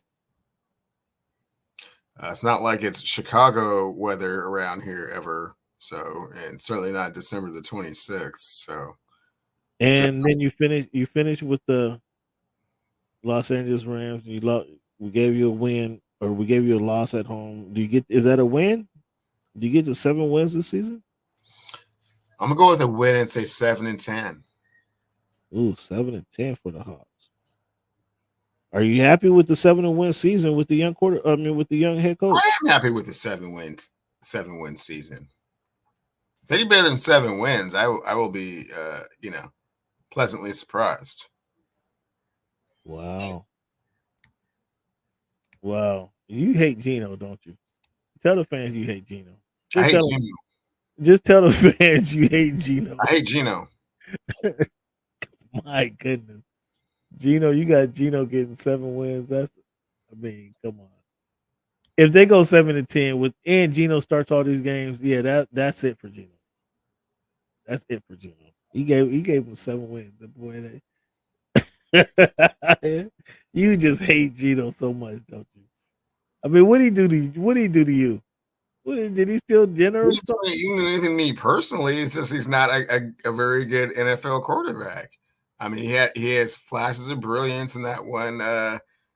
First half of the season 2 seasons ago was like, wow. First half of the season, look at him, boy. I tell you what. Let's look at this Dolphin schedule, fans. I'm a Dolphin fan. He's from Seattle. He's a Seahawks fan, obviously. Jacksonville Jaguars, week 1, W. Buffalo Bills, week 2. At Hard Rock, at home, W. We travel to Seahawks. That's a W. So right now, we 3-0. Right now. Mm-hmm. Tennessee Titans. Boy, if they don't beat the Tennessee Titans, boy, I tell you what. See that last year, but okay. I got 4 wins. The Patriots, that's 5 wins right there. 5 legit wins. Then we're going to buy. Okay. The Colts. We got the Indianapolis Colts. Come on now. 6-0. Come on, man. The Arizona Cardinals. 7-0 with Kyler Murray. Come on, man. 7-0. We lose to the Buffalo Bills. Okay, 7-1 at Buffalo. Going to LA this Monday night. We got all weekend. We probably get to LA on Saturday. I'm sorry, is this the Chargers or the Rams? Please be more specific. This is the Miami Dolphins. No, they're playing the Los Angeles Chargers or the Rams. The Rams. Oh, okay. We get to LA probably Saturday, man. We gotta see what West Coast life is like, man. Now you're 8-1. Okay. No. I think I'm giving the Rams the W. Oh, you're getting the Rams. Okay, so you're 7. LA beats them. LA beats them. 7-2. 7-2. 8-point game. 5:29 to go. 8-point game. Chet with a block. That's a block. Did they call a foul on that? Kyrie drove to the hoop. Should have shot a lay-in, but he passed and did an alley-oop to Gafford. Chet blocked it. That was a block, but they sent Gafford to the line. Gafford, 8 points. He probably 30% from the free throw line. He misses the first one.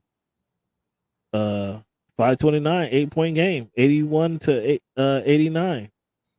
Gafford slapping himself on the head, but dude, this is not where you shine. At the free throw line, the fans in OKC is going wild. Gafford, the second of 2 free throws. What does he do? And he makes it. So it's a 9-point game with 5.5 to go. Our fans, what is Shea? He's coming down the court. What does he do? Chet tried to spot up for 3. Oh wow! Oh my goodness!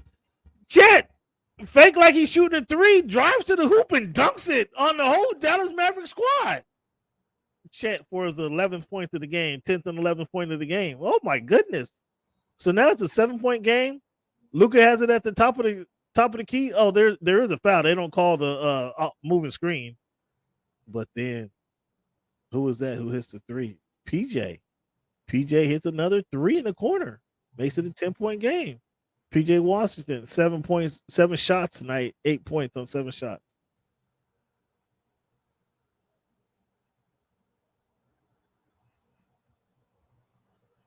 All right, it's an 8-point game. Boy, this game is getting good. I'm sorry, fans. I'm sorry, fans. This game is getting good. This game is getting good. I'll try to pull up the Thanksgiving games later. Right now we just going through the schedule. But Thanksgiving games are like there's no competition. Oh, Kyrie, has another shot. They kick it out they kick it. Ooh. Kyrie passed up a 3, kicked it to Luka. Luka passed up a shot at the elbow, kicked it to PJ Washington, who pump faked the 3. Well, the 3 got blocked. He got the rebound and then goes in and dunks it. And it's a 3:50 to go, and it's a 9-point game. Shea goes to. They're not calling fouls. Well, Shea went to the hole and he got fouled, but they're not calling fouls. Like that should be immediate foul. Like they're considering it. Look, yeah, come on, Luka, you gave the man a whole body shiver. Like, what are you arguing about the foul? He gave him a body shiver. Shea goes to, Shea's only 128. He goes right to the ground, and Luka complaining about a foul. All right, let's get back to this Dolphin schedule. Where we at? We lost to Buffalo, November 3. We lost to the Rams in Los Angeles. Raiders come to Hard Rock. That's 8-2. That's a W. New England Patriots come to Hard Rock. That's 9. That's 9. Green Bay Packers. We travel to Green Bay Thursday, November 28th. I'm gonna give that one to you. 9-3. I'm gonna give that. Oh, we got the Jets. No, December 8th. That's a W. In New York? It doesn't matter.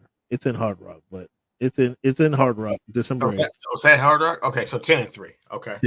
10-3. We got the Houston Texans. Ooh. Let's say we're gonna lose that one. 10-4.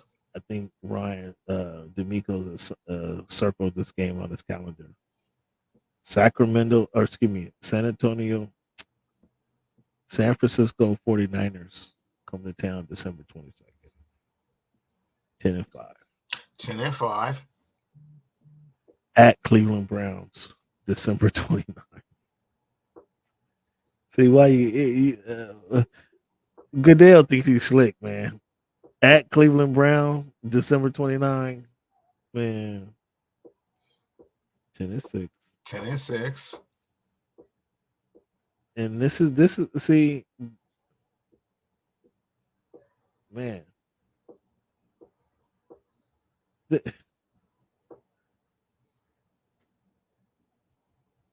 This is why we need another quarterback right here. We lost. We just fizzle out. We was 8-2. We was 8-2 earlier in the season. We just fizzle right on out. And we have San Francisco, Cleveland, and the Jets at New York. And we finished 10-7. Oh, the final game's at New York. Oh, at so New York. So 10-7. So from 8-2 to 10-7. Yes. And then you in the season 2-5. That's why we need another quarterback. That's why we don't pay this guy. And what other quarterback do you need? I mean, maybe we need to go to look at the draft or something. I don't know. But we need somebody who can close. This was like the 5th pick in the draft, Cameron. Okay, he's not worth it. And he was the leading passer in the NFL last year. So these guys are the OKC now with 3 minutes to go. They're down 9 points. OKC, 3 guys pump faking 3-pointers. They're just looking for 3-point shots. And they didn't need. Now they're wasting time. They're looking. Now should they foul? They're just wasting time. But on that last drive with over 3 minutes to go, everybody caught the ball looking to shoot a three. Like that was youth right there. That was youth and not getting their easy shot. 3 guys pump fake 3-pointer. 1 dude pump fake twice to try to get a 3-pointer. Like, dude, get your easy bucket. Go score. You guys are coming back on them. You narrowed the lead. Take an easy bucket. That was youth right there. All right. Well, so if you guys are going to take Geno and 2 4th-rounders and you just don't want to no more because the best you can do is 10 and 7, then that's fine. We'll take them up here. Again, you got the number ones ready? I have Geno Smith, a Pro Bowl quarterback, and 2 number 4s. No, number 4. Come on, man. Who are you talking? This ain't Walmart. I mean, we trying to elevate. What do you think this is? You're getting Geno Smith. Geno Smith is not the quarterback of the future, just like he's not the quarterback of the future for you. You think Geno Smith is a bridge quarterback. Okay, well, then use your 1st-round pick next year at 10 and 7. That's kind of middle of the road, and draft yourself a quarterback. That's why I need a higher pick. That's why I need one of your higher picks after you're 7 and 10. After you're 7 and 10, we need a couple more a higher pick. Look, man, I'll give you a 2 and a 4.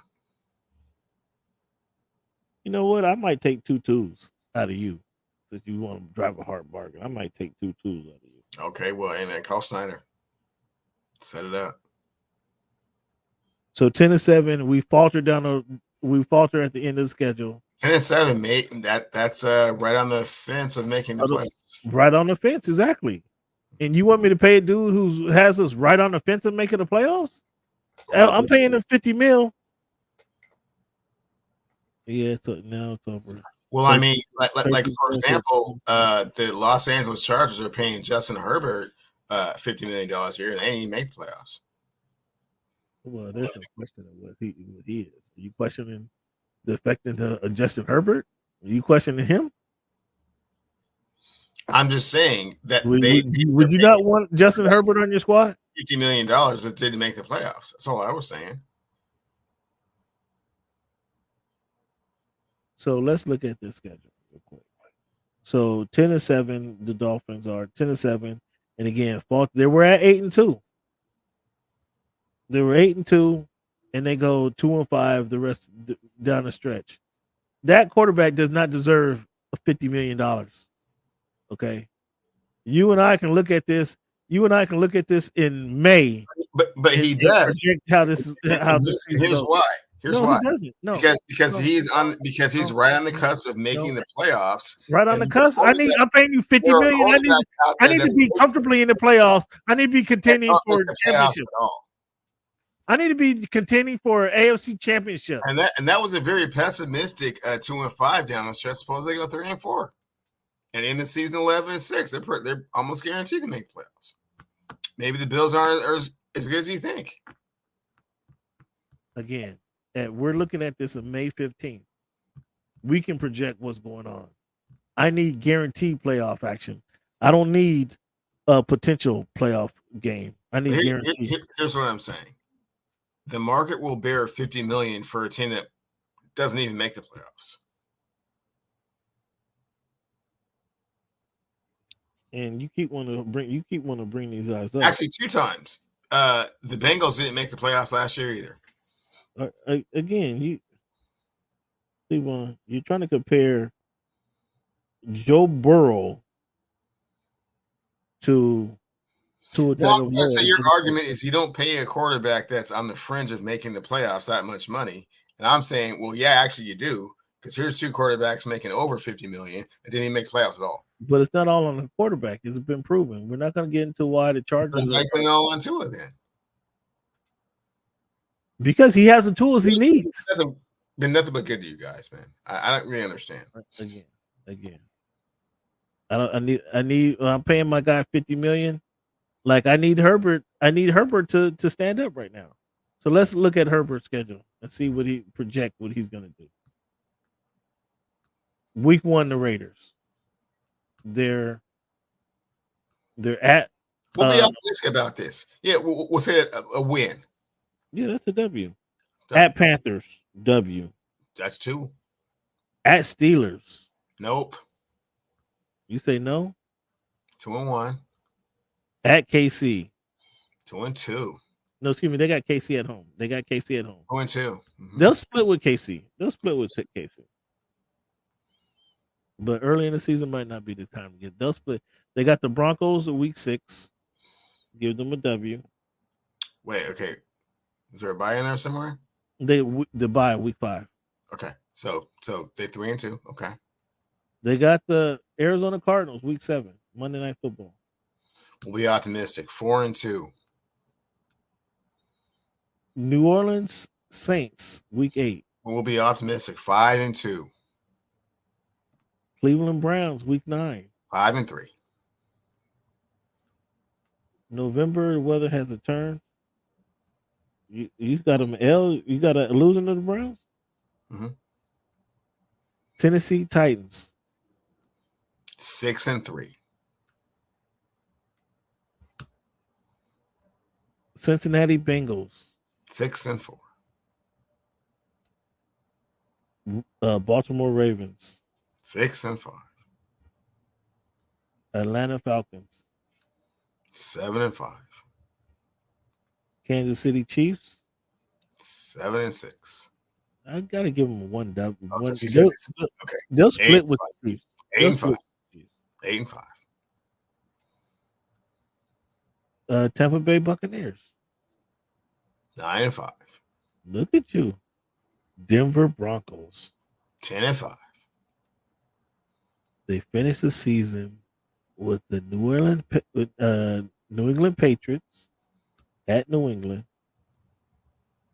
11 wins, 11. and the Oakland Raiders. We said a split, so 11-6.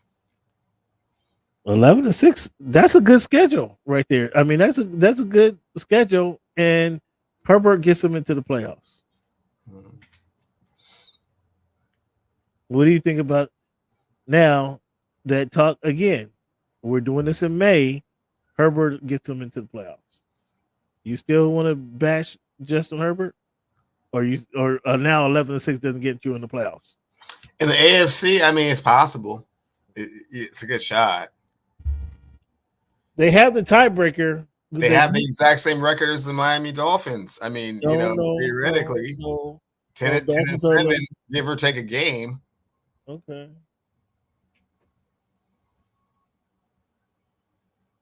I'll take Justin Herbert over Tua Tagovailoa any day and twice on Sunday. Okay, well, that's saying a lot. And I think you would too. I like Tua. No, you're not taking him over Justin Herbert. Cut it out. Well, I mean, he's got his team to the playoffs. Justin Herbert did that once, and they gave up that inexcusable lead to the Jacksonville Jaguars. I don't really think that the Chargers are actually going to make the playoffs next year, but it sounds good. I just gave you we just went through their schedule. I know it. I was being really optimistic. Understanding that things tend to break differently than you think. Yeah, they're not gonna make the playoffs, man. So now he's just gifting teams wins, huh? Yeah, I mean, it's real early. Training camp hasn't started. I mean, Harbaugh hasn't started saying weird stuff yet, and But right off the top of my head, the Chiefs, the Jets, the Ravens, the Bengals, the Texans get 5 of those spots. So we're talking about 2 spots left.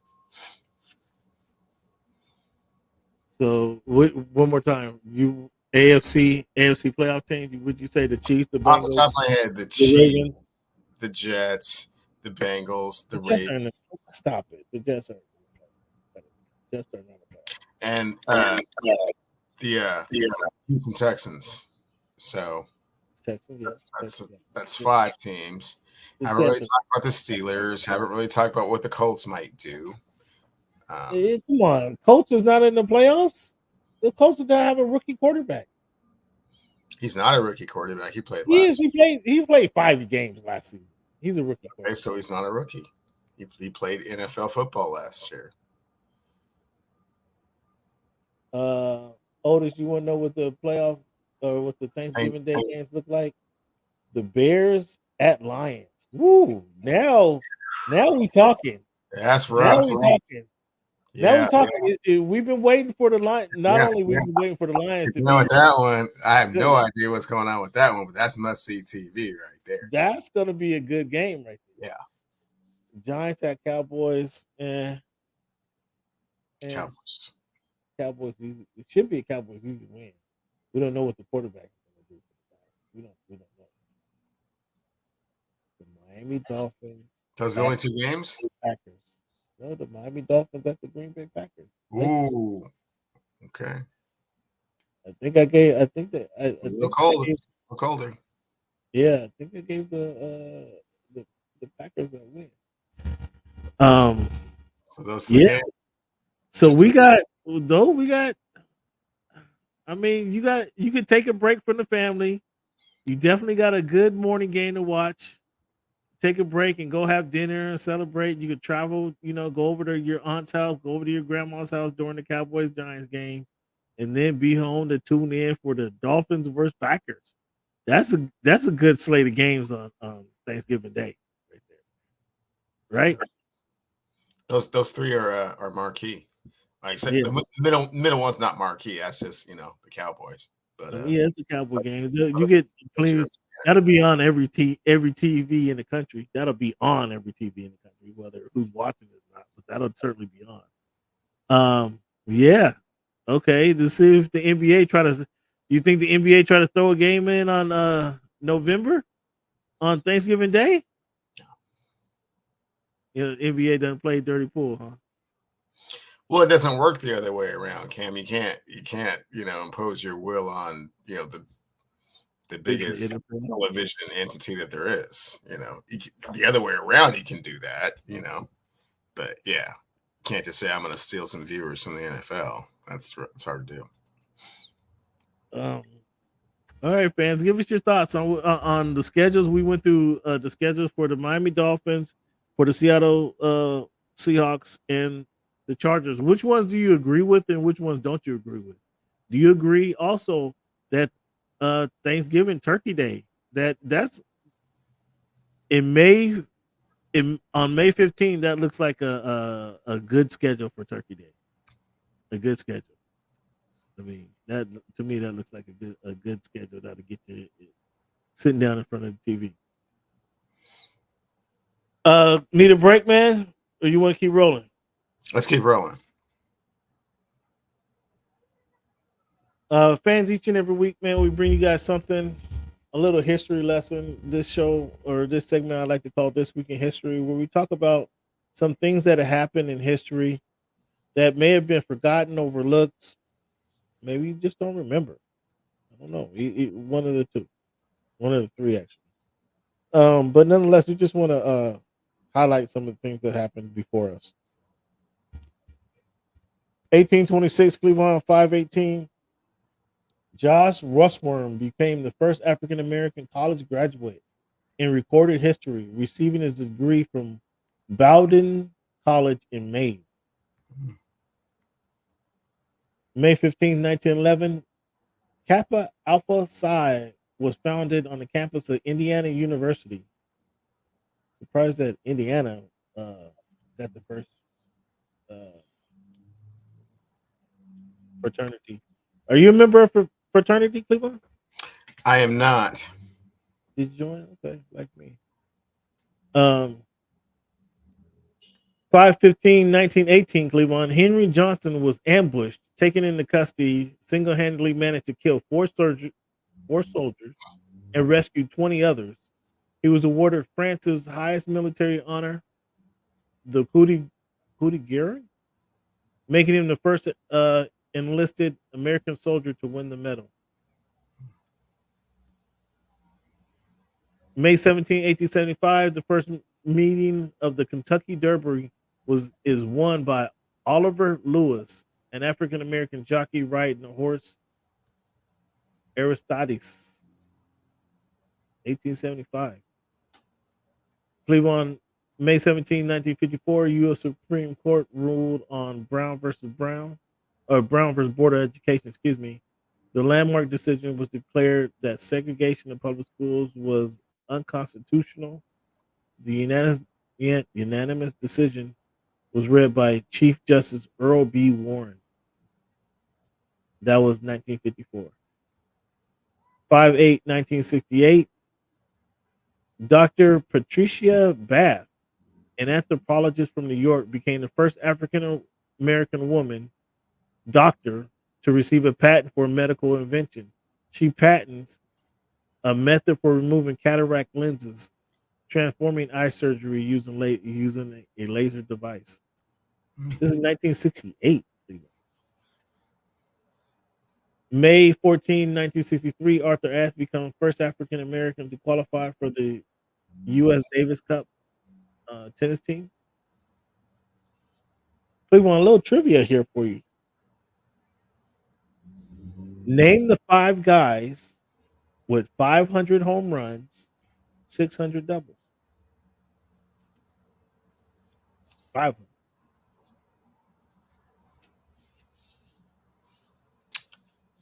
This is baseball. Cleveland. I'm not sure. No, I'm trying. Okay, is it just any baseball player, or is this that African American? Any baseball player? Any baseball player. 5 Okay. guys. They happen to be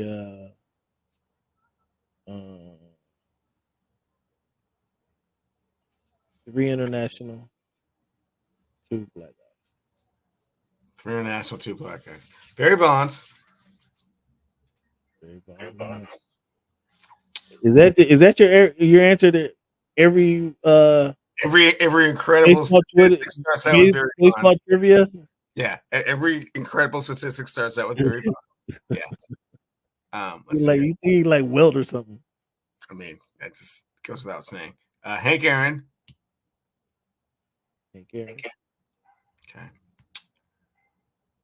Alex Rodriguez. No Alex Rodriguez? Okay. Got 3 left. You said 3 international. Okay, so 3 international dudes. Yeah, you named the 2 black dudes. So 3 international dudes with 500 home runs and 600 doubles. And one of them's not Alex Rodriguez. Okay.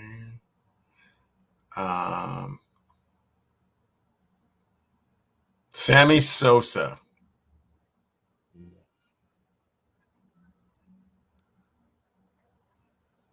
Is that one of them? No. So I mean, 2 strikes. Roberto Clemente. No. She just said, "Help me out." Man, help me out. I don't know. Boots is trying to help you out, but Boots is wrong as well. You said A-Rod. A-Rod is not there. Aaron is there. Ruth is not there. Mays is not there. 2 African Americans is right there, Boots. 3 international. You don't got no international guys in there. Okay, so here's the list. Here's the list right here. Here's the list right here. 5 guys with 500 home runs, 600 doubles. David Ortiz, Barry Bonds, Hank Aaron, Albert Pujols, Miguel Cabrera. Okay. Who is list? Huh? So that's an interesting list. I should have got the Pujols. The Ortiz would have never got that. Well, he's got actually that sparked the list from here. 600 doubles, dude. Are you sure? Yeah. Okay. Name the. This is an interesting one. Who is the only catcher to catch 2 no-hitters? 2-part question. Who is the only catcher to catch 2-part hitters? And can you name the pitchers? To catch 2 no-hitters. I personally never heard of the dude, and I only heard of one of the pitchers. So then, no, I don't know who you're talking about. Because I never heard of him. Yeah. Ron Hassey, have you heard of? Are you familiar with Ron Hassey? That was 2 perfect games, right? Not 2 no hitters, right? It was 2 perfect games. You're absolutely right, Keith. Okay. You're absolutely right. Who threw the perfect games? Dennis Martinez. Dennis Martinez for the Expos and some guy for the Indians. I don't remember his name. Yeah, Lynn Barker. That was an 81.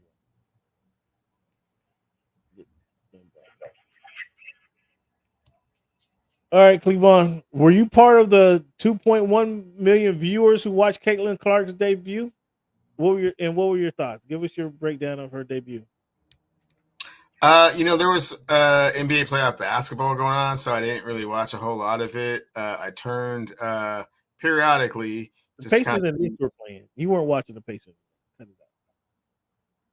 There was NBA playoff basketball on, so I turned over periodically. What I saw is that she was getting swarmed, and that it was just girl was locking her up. Yeah, it was just like Tarazi said it was going to be. These are grown women that have been playing, professional basketball a long, long time, and these aren't, 18-year-olds out the farm. So, yeah, that's what it looked like. I should have remembered old girl's name. Shame on me for not remembering the girl's name from Connecticut, who she was locking her up. Boy, she wouldn't give her air to breathe. It was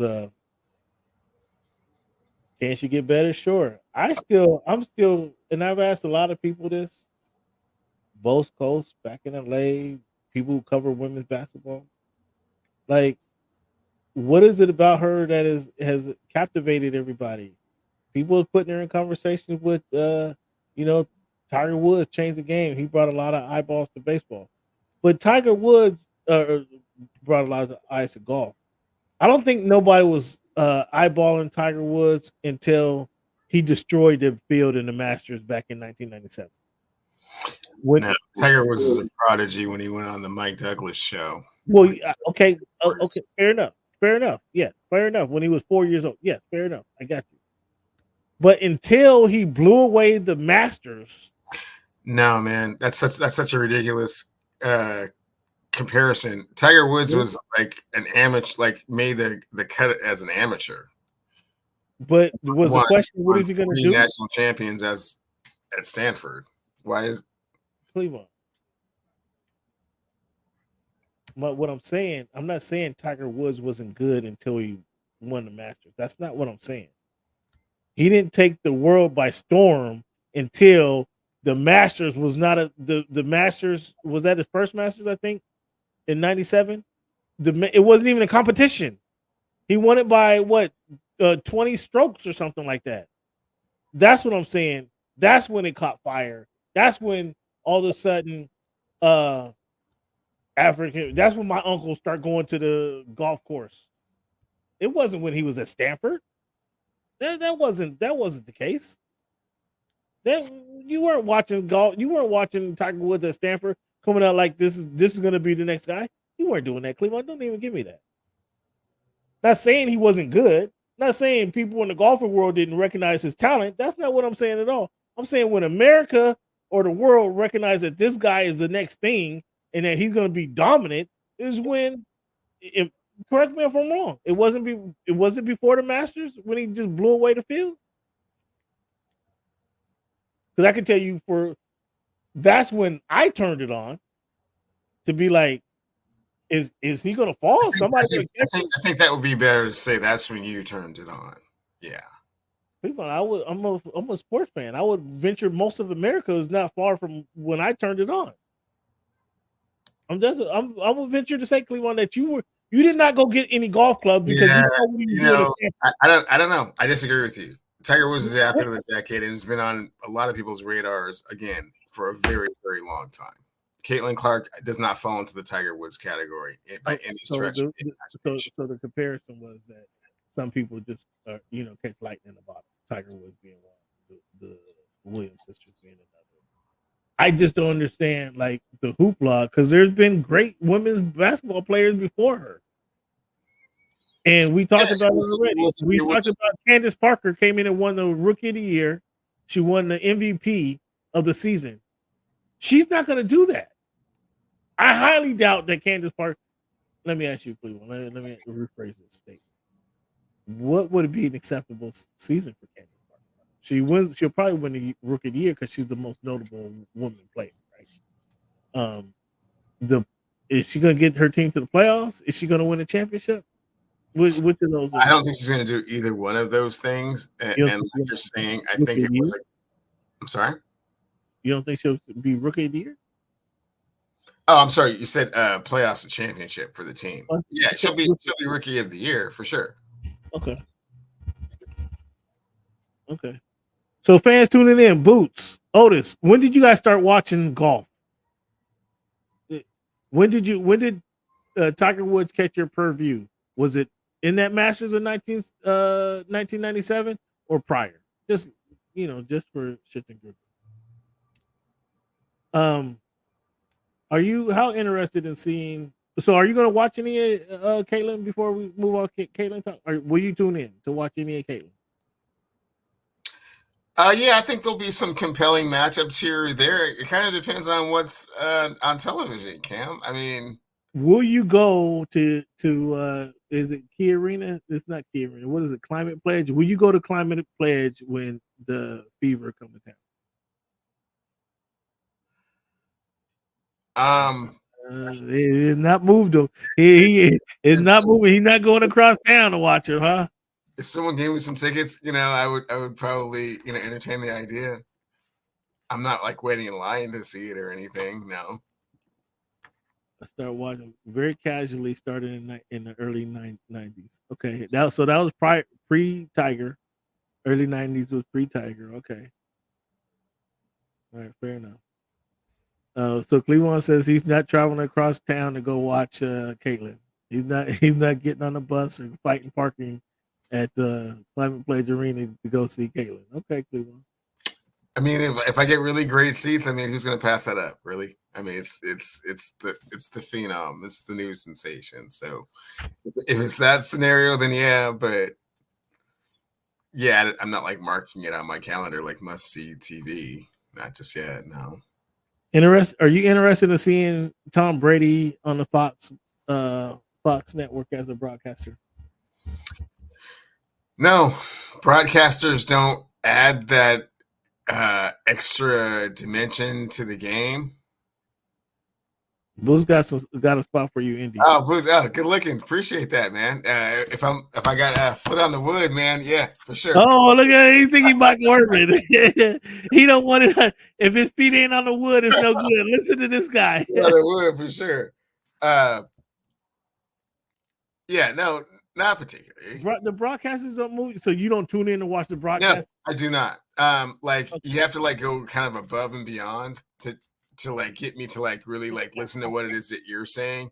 Like, Tony Romo, when he first came on, it was kind of cool because he could kind of predict what was going to happen and so on and so forth. So like a little bit more there. Tony Romo was wrong 80% of the time. And like Joe Buck and Aikman are some probably my favorites. G-Reg was starting to grow on me a little bit. But I'm not like, ooh, what's Tom Brady got to say? Like, no. Announcers don't really do it.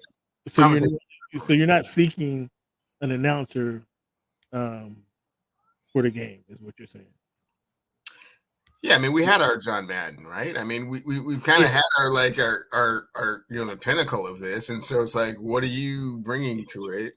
And I don't really think that Tom Brady is going to be just so articulate and like breaking down the game in such a way that I'll just be like, oh, I didn't think of that or didn't see that.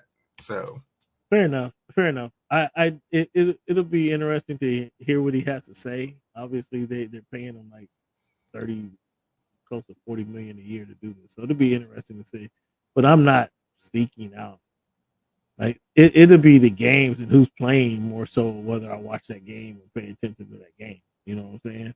And if it's on a regular Sunday, I'll be at a bar watching multiple games, so not even hearing what the announcers have to say.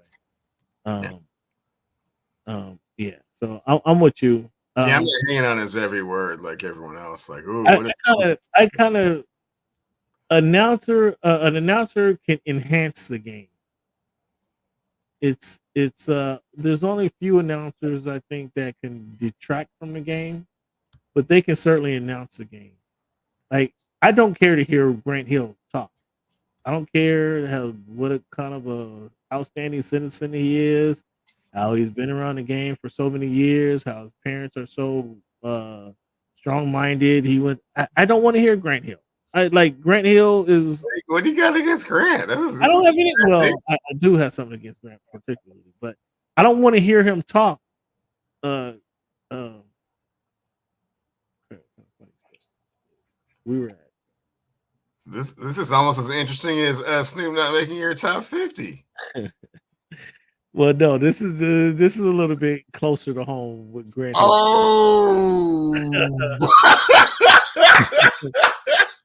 What is you're gonna get specific. That's all right, man. No, I mean, years and years have gone by, and the funny thing is, the girl. This sounds like something in 93, 94-ish. Yeah. Okay. Yeah. You don't gotta bring that back up, man. Yeah, I'm just saying, but okay. Like, he's two-time NCAA champion at that point. Yeah, number 2 pick in the draft. In Carolina, yeah. No, man. It was and I'll tell you. It was an amusement park. What is amusement park? I don't remember the amusement park.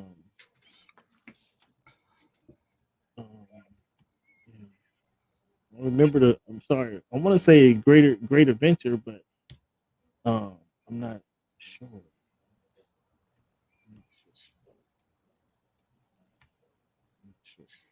But anyway, the Busch Gardens. That's what it was at. That's where it was at. Okay. So Grant was hollering at my girl at Busch Gardens, and I didn't know the girl was like, this dude was trying to holler at me, and I was like, we're walking away. I looked over as Grant Hill, and I was like, you probably should have went and talked to dude right there. You probably should have went and talked to dude. But it was no animosity or nothing like that. I just don't want to hear what he has to say. I don't think he brings anything to the microphone. Okay, Grant got a pristine image. Squeaky clean image. He's one of those guys. If a scandal went down, you'd be surprised that Grant Hill's involved, right? But I just don't. I'm not. I want to say I'm not impressed. I mean, he doesn't move me. And how he's become the director of the Team USA.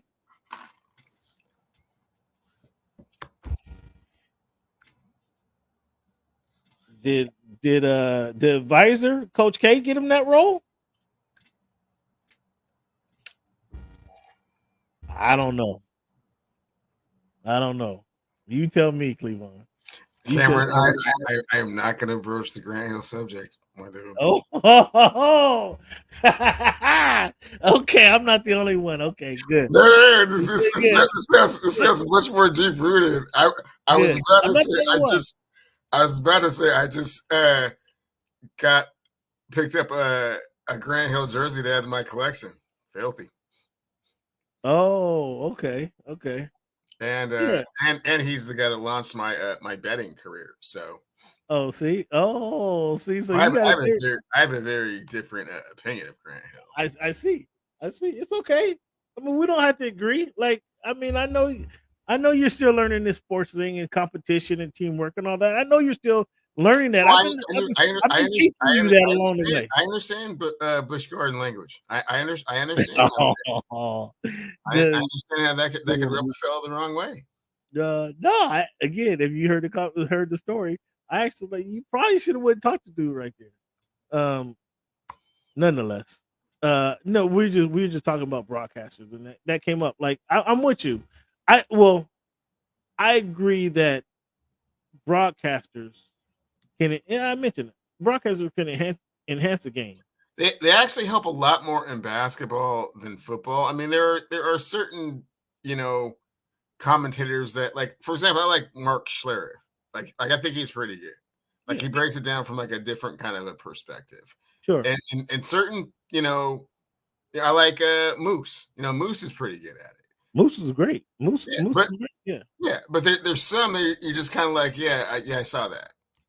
I saw that happen. You're right. There's a lot of football announcers that I don't need to listen to, and that's why I prefer to hear Eli and Peyton just kind of yap it up like during the game, because I can watch it and I see what's going on the football field. I'd rather hear Eli and Peyton than listen to Buck and Aikman. I've heard Buck and Aikman. I kind of know what they're talking about, right? So I'd rather hear something. Cleveland, there's a tremendous boxing. Well, back to WNBA. Let me get back to that. Golden State introduces the Valkyries as their WNBA team. What do you think about that? It's a terrible name. I agree. What is the connotation and how does it pertain to women's basketball? Quite strange. Well, it's women's warriors is what it is. Valkyries is a female warrior.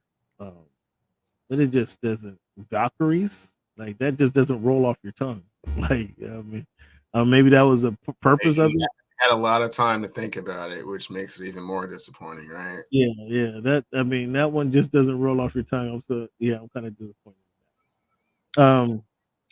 We got a lot of boxing coming up. I don't know if you watched Vasily Lomachenko. He might be back. Kambosos, I think, is done. He's proven to be a so you're finally off that bandwagon, finally off that narcotic. Thanks. So I really wasn't on it.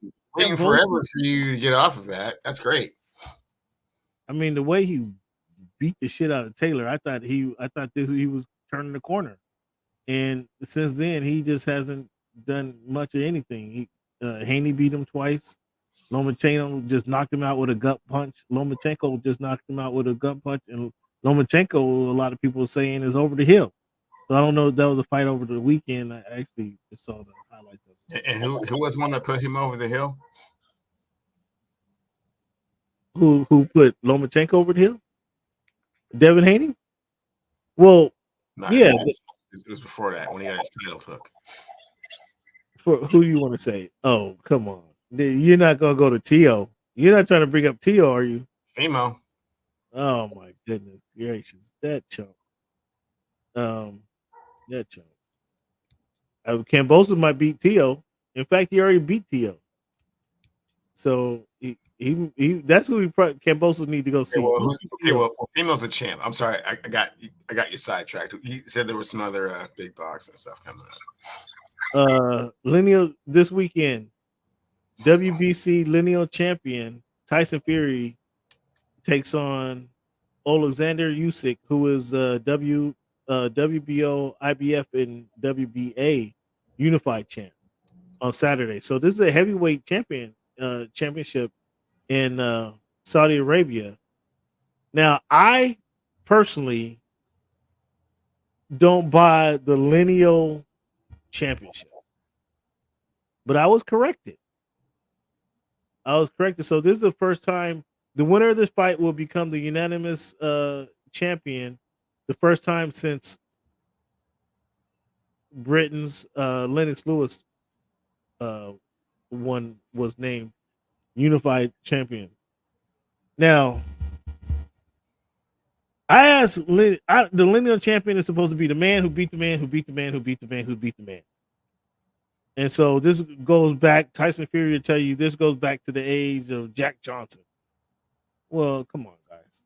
Everybody hasn't had the same title since then.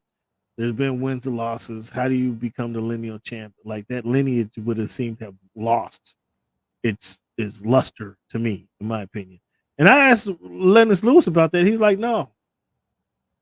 It goes back to that because it's the man who beat the man who beat the man who beat the man who beat the man who beat the man. I'm like, but you never beat that man. Not Lennox Lewis. He was done fighting by that time. He's like, I said, but that fighter never beat that initial fighter.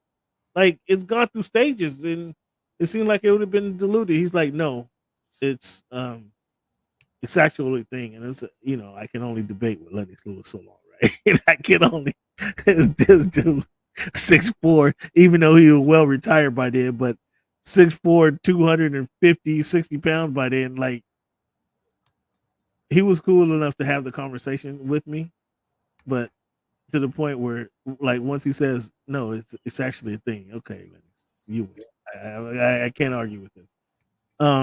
What do you think? Are you interested in watching Tyson Fury versus Alexander Usyk? You know, Cam, I'm over here on the West Coast, and I've never really been able to gauge what time fights in Saudi Arabia start for me.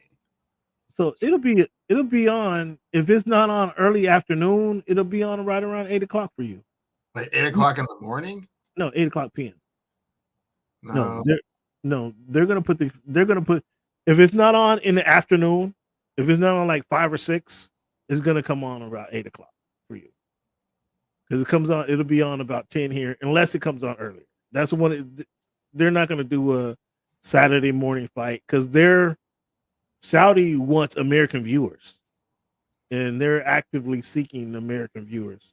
So they're going to put it on a time, not like, I don't know if you paid attention to what was it, the Grand Prix that was the Indy Grand Prix, or no, that was in Vegas. I mean, I'm saying like all that started at 1 a.m. But that again, that wasn't for us. All the other Saudi fights that I have seen have been at very weird times, West Coast time. So that's primarily why I haven't watched them. Other than some of the fights haven't really been that intriguing to me. This is one that if it was on, I might check it out if it's at a regular time. Yeah, it'll be. I'll text you. But it'll be like I got a scheduling conflict for this night because I'd want to see this fight. Because it is a heavyweight championship fight. Like, you can say what you want about the division and boxing and all of what it is, but the heavyweight championship, like, you want to see that fight, right? The heavyweight champion, and this Tyson Fury, Usyk will come in more in better shape than Fury will.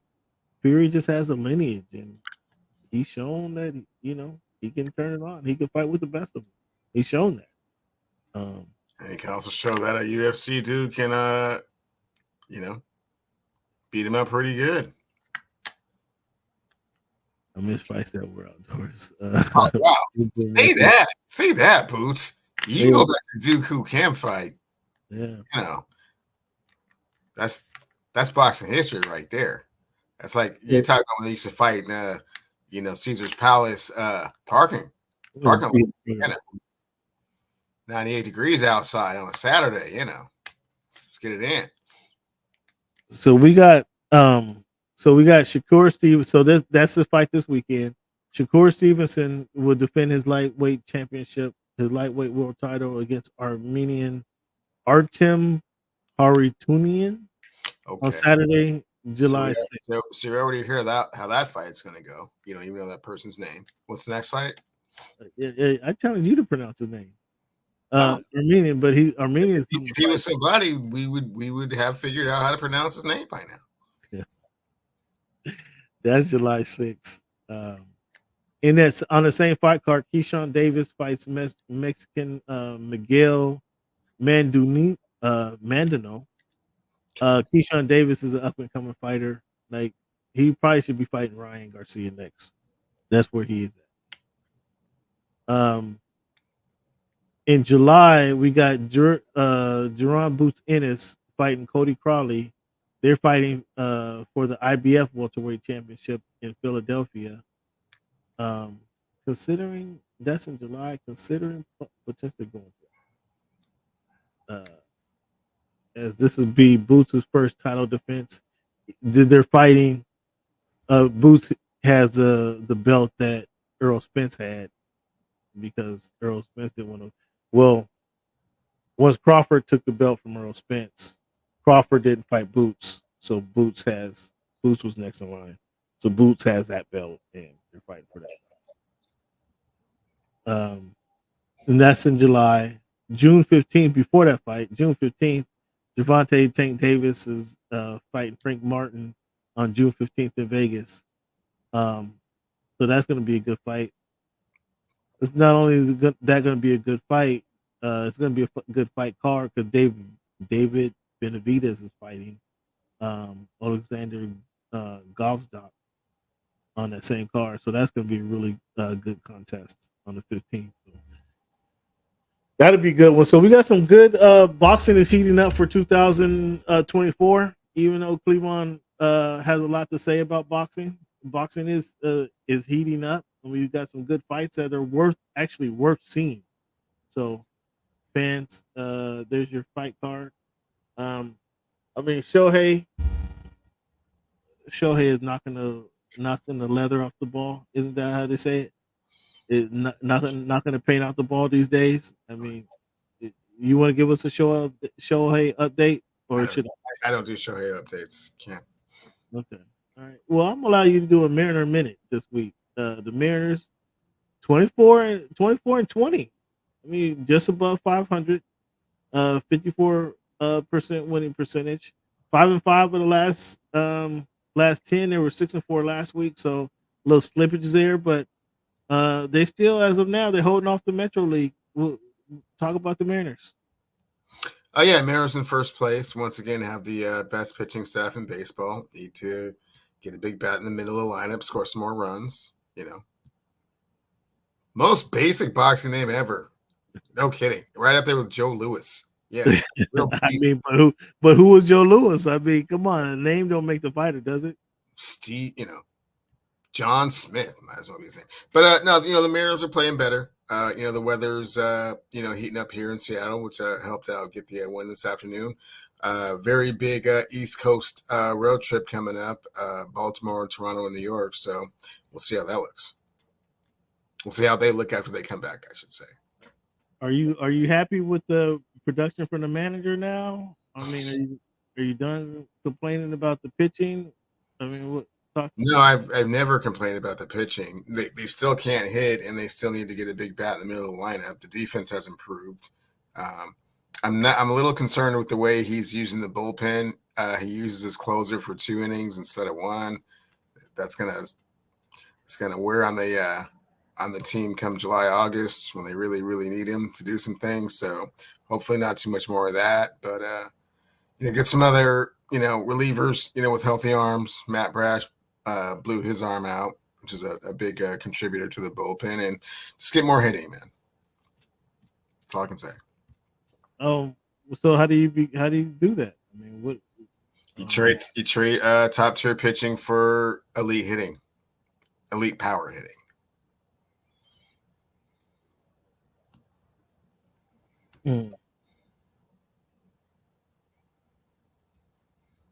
What do you think? Will they make a move? So you're saying they should be a buyer at the trading deadline, right?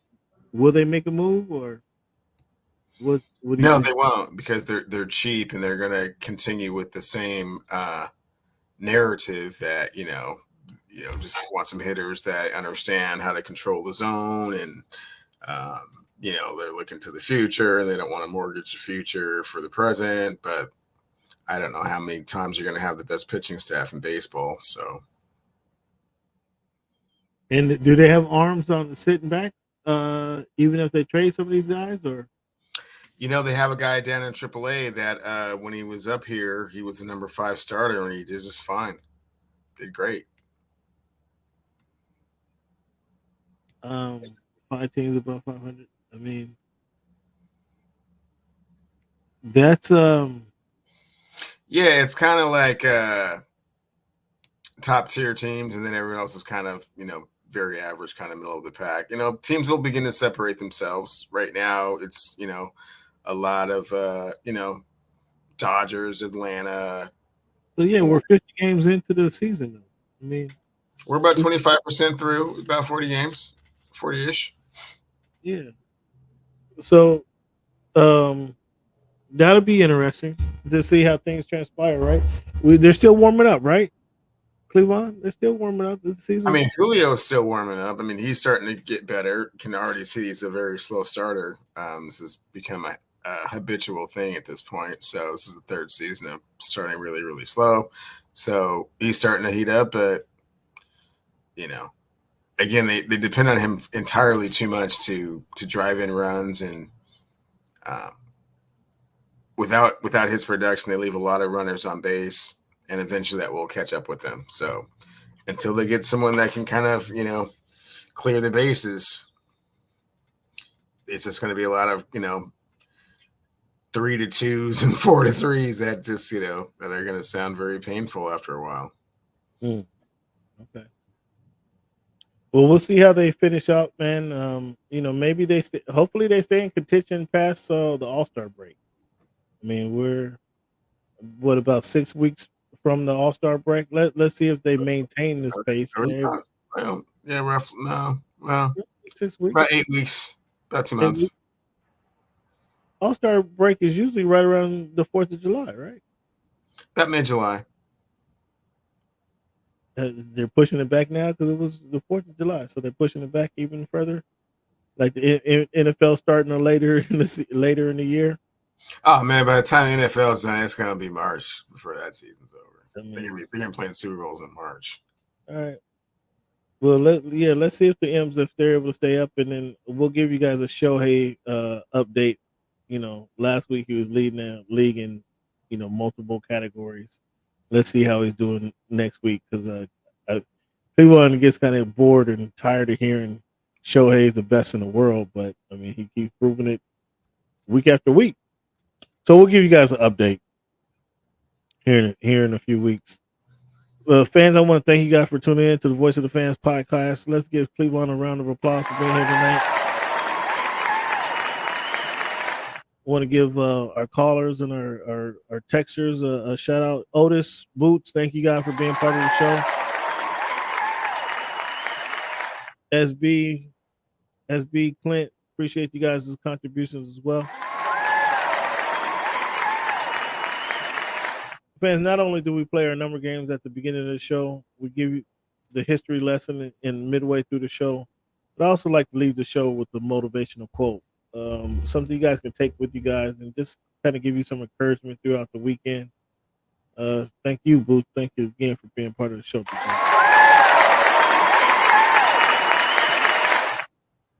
Again, I just like to leave you guys with a little motivation and kind of get you through the week. And this Sunday, I was traveling this past Sunday, so wasn't able to give you our content. In fact, you guys should know, those of you don't know, but it's done, Cleveland. It's all done, buddy. All that's left is sporting the gear now. I like that you got the lacrosse sweatshirt at that. You noticed that, huh? I didn't see that. You noticed that. So yeah, historic lacrosse team that Syracuse has. So thank you guys for tuning in to Voice of the Fans podcast. But again, like I say, just want to give you guys a motivational quote to carry you guys through the rest of the week. One of the secrets of success in life is for a man to be ready for his opportunity when it comes. Benjamin Disraeli. One of the secrets of success in life, Cleveland, is for a man to be ready for his opportunity when it comes. Now, you guys have heard this in multiple fashions. Sugar Free used to say, stay ready so you don't have to get ready. Basically what this is saying. Be ready for your opportunity when it comes, or strike when the iron's hot, Cleveland. You've heard that one multiple times. So stay ready, you don't have to get ready. But that's a secret to success. Be ready when the opportunity comes so you can seize that opportunity. Fans, I wish you guys seize your opportunities and you guys are ready to take advantage of the opportunities when they come across your table. With that, I want to thank you guys again for tuning into the Voice of the Fans podcast. Give yourselves a round of applause for sticking with us. And Cleveland, as always, I want to tell the fans, thank you for making our voice your choice.